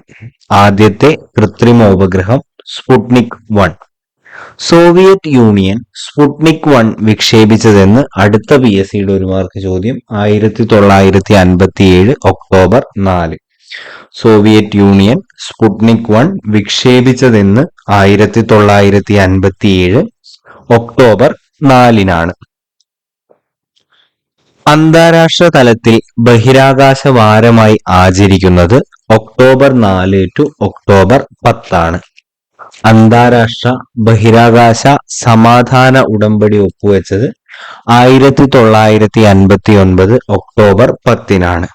അന്താരാഷ്ട്ര ബഹിരാകാശ സമാധാന ഉടമ്പടി നടന്നത് എപ്പോഴാണ് എന്ന് ചോദിച്ചാൽ 1959 ഒക്ടോബർ 10-നാണ്. ഇന്ത്യയുടെ ആദ്യത്തെ കൃത്രിമോപഗ്രഹം PSCയുടെ അടുത്ത 1 മാർക്ക് ചോദ്യമാണ്. ഇന്ത്യയുടെ ആദ്യത്തെ കൃത്രിമോപഗ്രഹമാണ് ആര്യഭട്ട. നമ്മൾ സ്പുട്നിക്കിന്റെ കാര്യം പറഞ്ഞ പോലെ തന്നെ ഇന്ത്യയുടേതാണ് ആദ്യത്തെ കൃത്രിമോപഗ്രഹം ആര്യഭട്ട. ആര്യഭട്ട വിക്ഷേപിച്ച വർഷം 1975. PSC അടുത്ത പ്രീവിയസ് ഇയർ 1 മാർക്ക് ചോദ്യം. ആര്യഭട്ട വിക്ഷേപിച്ച വർഷം 1975. ആദ്യമായി ബഹിരാകാശത്ത് എത്തിയ ജീവി ലൈക്ക എന്ന നായ. Soviet union 1957. ആദ്യമായി ബഹിരാകാശത്ത് എത്തിയ ജീവി ലൈക്ക എന്ന നായ. സോവിയറ്റ് യൂണിയൻ 1957 ആ നായയെ അവിടെ എത്തിക്കുന്നത്. അമേരിക്കയുടെ ആദ്യ ഉപഗ്രഹ വിക്ഷേപണം നടന്ന വർഷം 1958. അപ്പോ അത് ഓർത്തിരിക്കാനൊരു ട്രിക്ക് എന്താന്ന് വെച്ച് കഴിഞ്ഞാല് അമേരിക്കക്കാര് ബാക്കിയുള്ളവർ എന്ത് ചെയ്താലും അവരെ മുന്നിൽ ആരും എത്തരുത് എന്നുള്ളൊരു മനോഭാവത്തോടു കൂടി ജീവിക്കുന്നവരാണ്. അപ്പൊ 1957 സോവിയറ്റ് യൂണിയൻ വിട്ടു കഴിഞ്ഞപ്പോ അമേരിക്കയ്ക്ക് അടങ്ങി നിൽക്കാൻ കഴിഞ്ഞില്ല. അടുത്ത കൊല്ലം തന്നെ അമേരിക്കയും വായിച്ചു ഒന്ന്. അപ്പൊ അമേരിക്കയുടെ ആദ്യ ഉപഗ്രഹ വിക്ഷേപണം നടന്ന വർഷം ഏത് എന്ന് ചോദിച്ചാൽ അത് 1958 എന്ന് അവിടെ നമുക്ക് ഓർത്തിരിക്കാം. ബഹിരാകാശ പഠനത്തിനായിട്ട് കൃത്രിമ ഉപഗ്രഹങ്ങളുടെയും മനുഷ്യനെയും ബഹിരാകാശത്ത് എത്തിക്കാനായി ഉപയോഗിക്കുന്ന വിക്ഷേപണ വാഹനങ്ങളെ നമ്മൾ എന്തു പറയുന്നു? റോക്കറ്റുകൾ എന്ന് പറയുന്നു. ബഹിരാകാശ പഠനത്തിനായി കൃത്രിമോപഗ്രഹങ്ങളെയും മനുഷ്യനെയും ബഹിരാകാശത്ത് എത്തിക്കാനായി ഉപയോഗിക്കുന്ന വിക്ഷേപണ വാഹനങ്ങളാണ് റോക്കറ്റുകൾ എന്ന് പറയുന്നത്. ബഹിരാകാശ പഠനത്തിനായി കൃത്രിമോപഗ്രഹങ്ങളെയും മനുഷ്യനെയും ബഹിരാകാശത്ത് എത്തിക്കാനായി ഉപയോഗിക്കുന്ന വിക്ഷേപണ വാഹനങ്ങളാണ് റോക്കറ്റ്. മനുഷ്യൻ ഇന്നേവരെ നിർമ്മിച്ച റോക്കറ്റുകളിൽ ഏറ്റവും വലുതാണ് സാറ്റേൺ 5. മനുഷ്യൻ ഇന്നേവരെ നിർമ്മിച്ച റോക്കറ്റുകളിൽ ഏറ്റവും വലിയ റോക്കറ്റ് ഏതാന്ന് ചോദിച്ചാൽ അത് സാറ്റേൺ 5 ആണ്. ബഹിരാകാശ യാത്ര നടത്തിയ ആദ്യത്തെ ഇന്ത്യക്കാരൻ. അടുത്ത PSC 1 മാർക്ക് ക്വസ്റ്റ്യൻ, വർഷവും കൂടാവുമ്പോ 2 മാർക്ക് ക്വസ്റ്റ്യൻ. 1984 രാകേഷ് ശർമ്മ. ബഹിരാകാശ യാത്ര നടത്തിയ ആദ്യത്തെ ഇന്ത്യക്കാരനാണ് രാകേഷ് ശർമ്മ. 1984 അദ്ദേഹം ഈ ഒരു ബഹിരാകാശ യാത്ര നടത്തിയിട്ടുള്ളത്. ബഹിരാകാശ യാത്ര നടത്തിയ ആദ്യത്തെ ഇന്ത്യക്കാരി കൽപ്പന ചൗള. ബഹിരാകാശ യാത്ര നടത്തിയ ആദ്യ ഇന്ത്യക്കാരി കൽപ്പന ചൗള. ബഹിരാകാശ യാത്ര നടത്തിയ രണ്ടാമത്തെ ഇന്ത്യക്കാരി സുനിത വില്യംസ്. ബഹിരാകാശ യാത്ര നടത്തിയ ആദ്യത്തെ ഇന്ത്യക്കാരി ആരാണെന്ന് ചോദിച്ചാൽ അത് കൽപ്പന ചൗളയാണ്. രണ്ടാമത്തെ വനിത ആരാണ്, അല്ലെങ്കിൽ ഇന്ത്യക്കാരി ആരാണ് എന്ന് ചോദിച്ചു കഴിഞ്ഞാൽ, ഇന്ത്യൻ വനിത ആരാണെന്ന് ചോദിച്ചു കഴിഞ്ഞാൽ അത് സുനിത വില്യംസ് ആണ്. തന്റെ രണ്ടാമത്തെ ബഹിരാകാശ യാത്രക്കിടയിൽ കൊളംബിയ സ്പേസ് ഷട്ടിലിനുണ്ടായ അപകടത്തിൽപ്പെട്ട് മരണമടഞ്ഞ ഇന്ത്യൻ ബഹിരാകാശ സഞ്ചാരിയാണ് കൽപ്പന ചൗള. തന്റെ രണ്ടാമത്തെ ബഹിരാകാശ യാത്രക്കിടയിൽ കൊളംബിയ സ്പേസ് ഷട്ടിലിനുണ്ടായ അപകടത്തിൽ മരണമടഞ്ഞ ഇന്ത്യൻ ബഹിരാകാശ സഞ്ചാരി ആരാണെന്ന് ചോദിച്ചാൽ അത് കൽപ്പന ചൗളയാണ്. മനുഷ്യൻ ആദ്യമായി ചന്ദ്രനിലിറങ്ങിയത് 1969 ജൂലൈ 21. മനുഷ്യൻ ആദ്യമായി ചന്ദ്രനിലിറങ്ങിയത് 1969 ജൂലൈ 21. മനുഷ്യൻ ഇന്നേ വരെ കാലുകുത്തിയ ഏക അന്യഗോളം ഏതാണെന്ന് ചോദിച്ചാൽ അത് ചന്ദ്രനാണ്. മനുഷ്യൻ ഇന്നേ വരെ എവിടെ കാലുകുത്തിയിട്ടുള്ളൂ? ചന്ദ്രനിൽ മാത്രമേ മനുഷ്യൻ ഇന്നേ വരെ കാലുകുത്തിയിട്ടുള്ളൂ. മനുഷ്യൻ ഇന്നേ വരെ കാലുകുത്തിയ ഏക അന്യഗോളം ചന്ദ്രൻ. ആദ്യമായി മനുഷ്യൻ ചന്ദ്രനിലിറങ്ങാൻ ഉപയോഗിച്ച നാസയുടെ വാഹനം അപ്പോളോ 11. ആദ്യമായി മനുഷ്യൻ ചന്ദ്രനിലിറങ്ങാൻ ഉപയോഗിച്ച നാസയുടെ വാഹനമാണ് അപ്പോളോ 11 എന്ന് പറയുന്നത്. ആദ്യമായി മനുഷ്യൻ ചന്ദ്രനിലിറങ്ങാൻ ഉപയോഗിച്ച നാസയുടെ വാഹനം അപ്പോളോ 11. ചാന്ദ്രദിനമായി ആചരിക്കുന്നത് ജൂലൈ 21. ചാന്ദ്രദിനം 1969 ജൂലൈ 21 അവരിറങ്ങിയത്. അതുകൊണ്ട് തന്നെ ജൂലൈ 21 അന്താരാഷ്ട്ര തലത്തിൽ നമ്മൾ ചാന്ദ്രദിനമായിട്ട് ആചരിക്കാറുണ്ട്. ആദ്യമായിട്ട് ചന്ദ്രനിലിറങ്ങിയവർ നീൽ ആംസ്ട്രോങ്, അതേപോലെ എഡ്വിൻ ബസ് ആൾഡ്രിൻ എന്നിവരാണ്. എഡ്വിൻ ആൾഡ്രിൻ അതേപോലെ തന്നെ നീൽ ആംസ്ട്രോങ് എന്നിവരാണ് ആദ്യമായിട്ട് ചന്ദ്രനിലിറങ്ങിയത്. മനുഷ്യൻ ആദ്യമായി ചന്ദ്രനിലിറങ്ങുമ്പോൾ ബഹിരാകാശ വാഹനത്തെ നിയന്ത്രിച്ചിരുന്നത് മൈക്കിൾ കോളിൻസ് ആണ്. നമ്മൾ ഈ ഒരു 3 പേരാണ് എപ്പോഴും കേൾക്കുക. അതില് 2 പേരാണ് അവിടെ ഇറങ്ങിയത്. മൂന്നാമത്തെ ആള് മൈക്കിൾ കോളിൻസ്. അദ്ദേഹം ആ ഒരു വാഹനത്തെ നിയന്ത്രിച്ചിരുന്ന ആളാണ് എന്നുള്ളത് അവിടെ ഓർത്തിരിക്കുക. ഇന്ത്യൻ ബഹിരാകാശ പദ്ധതികൾക്ക് തുടക്കമിട്ട വ്യക്തി വിക്രം സാരാഭായ് ആണ്. ഇന്ത്യൻ ബഹിരാകാശ പദ്ധതികൾക്ക് തുടക്കമിട്ട വ്യക്തി വിക്രം സാരാഭായ്. ഇന്ത്യൻ ബഹിരാകാശ പദ്ധതികൾക്ക് തുടക്കമിട്ട വ്യക്തി ആരാണെന്ന് ചോദിച്ചാൽ അത് വിക്രം സാരാഭായ് ആണ്. ഇന്ത്യൻ ബഹിരാകാശ അതുകൊണ്ട് തന്നെ എന്താണ് ഇന്ത്യൻ ബഹിരാകാശ പദ്ധതിയുടെ പിതാവ് എന്നറിയപ്പെടുന്നതും നമ്മുടെ പ്രിയപ്പെട്ട വിക്രം സാരാഭായ് ആണ് എന്നുള്ളത് അവിടെ കൃത്യമായിട്ട് ഓർത്തിരിക്കുക. ഇന്ത്യയുടെ ബഹിരാകാശ ഗവേഷണ ഏജൻസി ഏതാണെന്ന് ചോദിച്ചാൽ നമുക്കറിയാം ഇസ്രോ അഥവാ ISRO എന്ന് നമ്മൾ പറയാറുണ്ട്. ഇനി കുറച്ച് ബാക്കിയുള്ള വിവിധ രാജ്യങ്ങളുടെ ബഹിരാകാശ ഗവേഷണ ഏജൻസികൾ നമുക്കൊന്ന് പരിചയപ്പെടാം. India ISRO, USA NASA, Europe ESA, Japan JAXA, Russia RSA, China CNSA എന്നിവയാണ്. വാർത്താവിനിമയത്തിന് ആശ്രയിക്കുന്ന ഒരു ഉപഗ്രഹമാണ് ഇൻസാറ്റ്. നമ്മൾ വാർത്താവിനിമയത്തിന് വേണ്ടി ആശ്രയിക്കുന്ന ഒരു ഉപഗ്രഹം ഏതാണ് എന്ന് ചോദിച്ചാൽ അത് ഇൻസാറ്റ് ആണ് എന്നുള്ളത് ഓർത്തിരിക്കുക. ഭൂവിഭവ പഠനം, കാലാവസ്ഥാ പഠനം തുടങ്ങിയ ആവശ്യങ്ങൾക്ക് ഉപയോഗിക്കുന്ന ഉപഗ്രഹമാണ് IRS. ഭൂവിഭവ പഠനം, കാലാവസ്ഥാ പഠനം തുടങ്ങിയ ആവശ്യങ്ങൾക്ക് ഉപയോഗിക്കുന്ന ഉപഗ്രഹം ഏത് എന്ന് ചോദിച്ചാൽ അതിനുത്തരം IRS ആണ് എന്നുള്ളത് ഓർത്തിരിക്കുക. ഇന്ത്യയുടെ ചാന്ദ്ര പര്യവേഷണ പദ്ധതി ചന്ദ്രയാൻ ആണ്. 1ഉം 2ഉം 3ഉം ഒക്കെ കഴിഞ്ഞിട്ടുണ്ട്. 3 ഏറ്റവും ലേറ്റസ്റ്റ് ആണ്. നിറയെ ചോദ്യങ്ങൾ വരാൻ സാധ്യതയുള്ള ഭാഗമാണ്. കറണ്ട് അഫയേഴ്സ് പക്കയായിട്ട് നോക്കി പോവാം. വിദ്യാഭ്യാസ ആവശ്യങ്ങൾക്കായി പ്രയോജനപ്പെടുത്തിയിരിക്കുന്ന ഉപഗ്രഹം എഡ്യൂസാറ്റ്.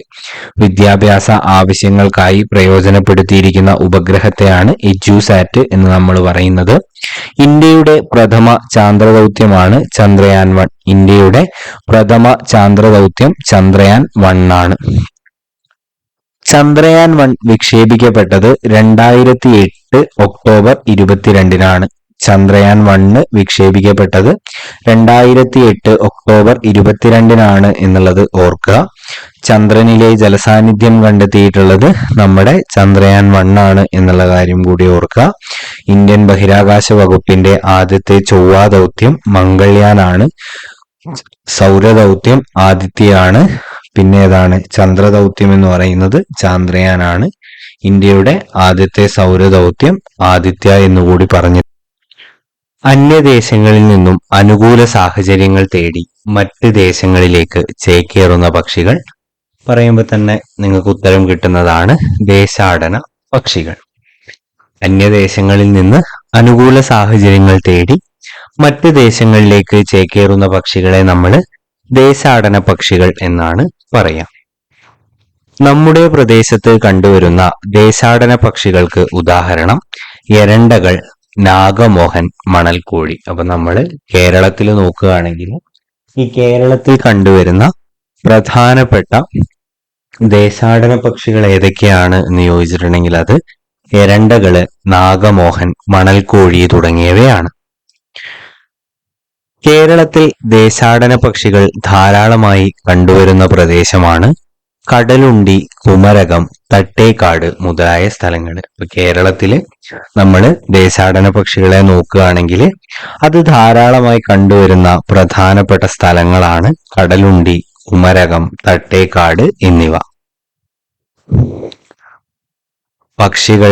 പ്രധാനപ്പെട്ട പക്ഷികളുടെ കുറച്ച് അടയിരിപ്പ് കാലമാണ് നമ്മൾ അടുത്തതായിട്ട് നോക്കാൻ പോകുന്നത്. ചിലപ്പോൾ പരീക്ഷയ്ക്ക് ചോദിക്കാനുള്ള ഒരു സാധ്യതയുള്ള ഭാഗമാണ്. കോഴിയുടെ അടയിരിപ്പ് കാലം 21 ദിവസമാണ്. പ്രാവിന്റെ അടയിരിപ്പ് കാലം 14, കുരുവി 14, ഒട്ടകപ്പക്ഷി 42, ലവ് ബേർഡ്സ് 22 മുതൽ 25 ദിവസം വരെ. ദേശീയ പക്ഷി നിരീക്ഷണ ദിനമായി ആചരിക്കുന്നത് നവംബർ 12. PSC 1 മാർക്ക് ചോദ്യമാണ്. ഡോക്ടർ സലീം അലിയുടെ ജന്മദിനമാണെന്ന്. ദേശീയ പക്ഷി നിരീക്ഷണ ദിനമായി ആചരിക്കുന്നത് നവംബർ 12. ആ ദിവസത്തിന്റെ പ്രത്യേകത എന്താണെന്ന് ചോദിച്ചാൽ ഡോക്ടർ സലീം അലിയുടെ ജന്മദിനമാണ്. ഡോക്ടർ സലീം അലിയുടെ ആത്മകഥ ഏതാണ്? PSC അടുത്ത 1 മാർക്ക് ചോദ്യം. ഒരു കുരുവിയുടെ പതനം. ഡോക്ടർ സലീം അലിയുടെ ആത്മകഥയുടെ പേര് ഒരു കുരുവിയുടെ പതനം എന്നാണ്. PSC ഇതിനു മുമ്പ് ചോദിച്ചിട്ടുള്ള ചോദ്യമാണ്. ഡോക്ടർ സലീം അലിയുടെ പ്രശസ്തമായിട്ടുള്ള പുസ്തകങ്ങൾ birds of India, birds of Kerala. എളുപ്പത്തിൽ എന്തറിയാം, നമുക്ക് ആലോചിച്ച് വെക്കാൻ പറ്റുന്നതാണ്. ബേർഡ്സ് ഓഫ് ഇന്ത്യ ഉണ്ട്, അതേപോലെ കേരള. ഇങ്ങനെ 2 പുസ്തകങ്ങളാണ് ഡോക്ടർ സലീം അലി രചിച്ചിട്ടുള്ളത് എന്നുള്ളത് ഓർത്തിരിക്കുക. കരയിലും വെള്ളത്തിലും ജീവിക്കാൻ കഴിയുന്ന ജീവികളാണ് ഉഭയജീവികൾ. കരയിലും വെള്ളത്തിലും ജീവിക്കാൻ കഴിയുന്ന കരയിലും വെള്ളത്തിലും ജീവിക്കാൻ കഴിയുന്ന ഉഭയജീവികൾക്ക് ഉദാഹരണമാണ് തവള, സാലമാൻഡർ, സിസിലിയൻ തുടങ്ങിയവ എന്നുള്ളത് അവിടെ ഓർത്തിരിക്കുക. ചർമ്മം വരണ്ടതും ശൽക്കകൾ ഉള്ളതുമായ ജീവികളാണ് ഉരഗങ്ങൾ. ചർമ്മം വരണ്ട ചർമ്മവും അതേപോലെ ശൽക്കകൾ ഉള്ളതുമായിട്ടുള്ള ജീവികളാണ് ഉരഗങ്ങൾ എന്നുള്ളത് ഓർത്തിരിക്കുക. ഇതിന് ഉദാഹരണമായിട്ട് നമുക്ക് പറയാൻ കഴിയുന്നത് പല്ലി, മുതല, പാമ്പ്, അരണ. ഇവിടെയൊക്കെ നമ്മുടെ പുറംഭാഗം നോക്കിയാൽ അത് വളരെ ഡ്രൈ ആയിട്ടായിരിക്കും നമുക്ക് എന്ത് ചെയ്യുക, കാണാൻ കഴിയും. മുട്ടയിടാൻ ദീർഘദൂരം യാത്ര ചെയ്യുന്ന ഒരിനം മത്സ്യം ഏത്? സാൽമൺ മത്സ്യമാണ്.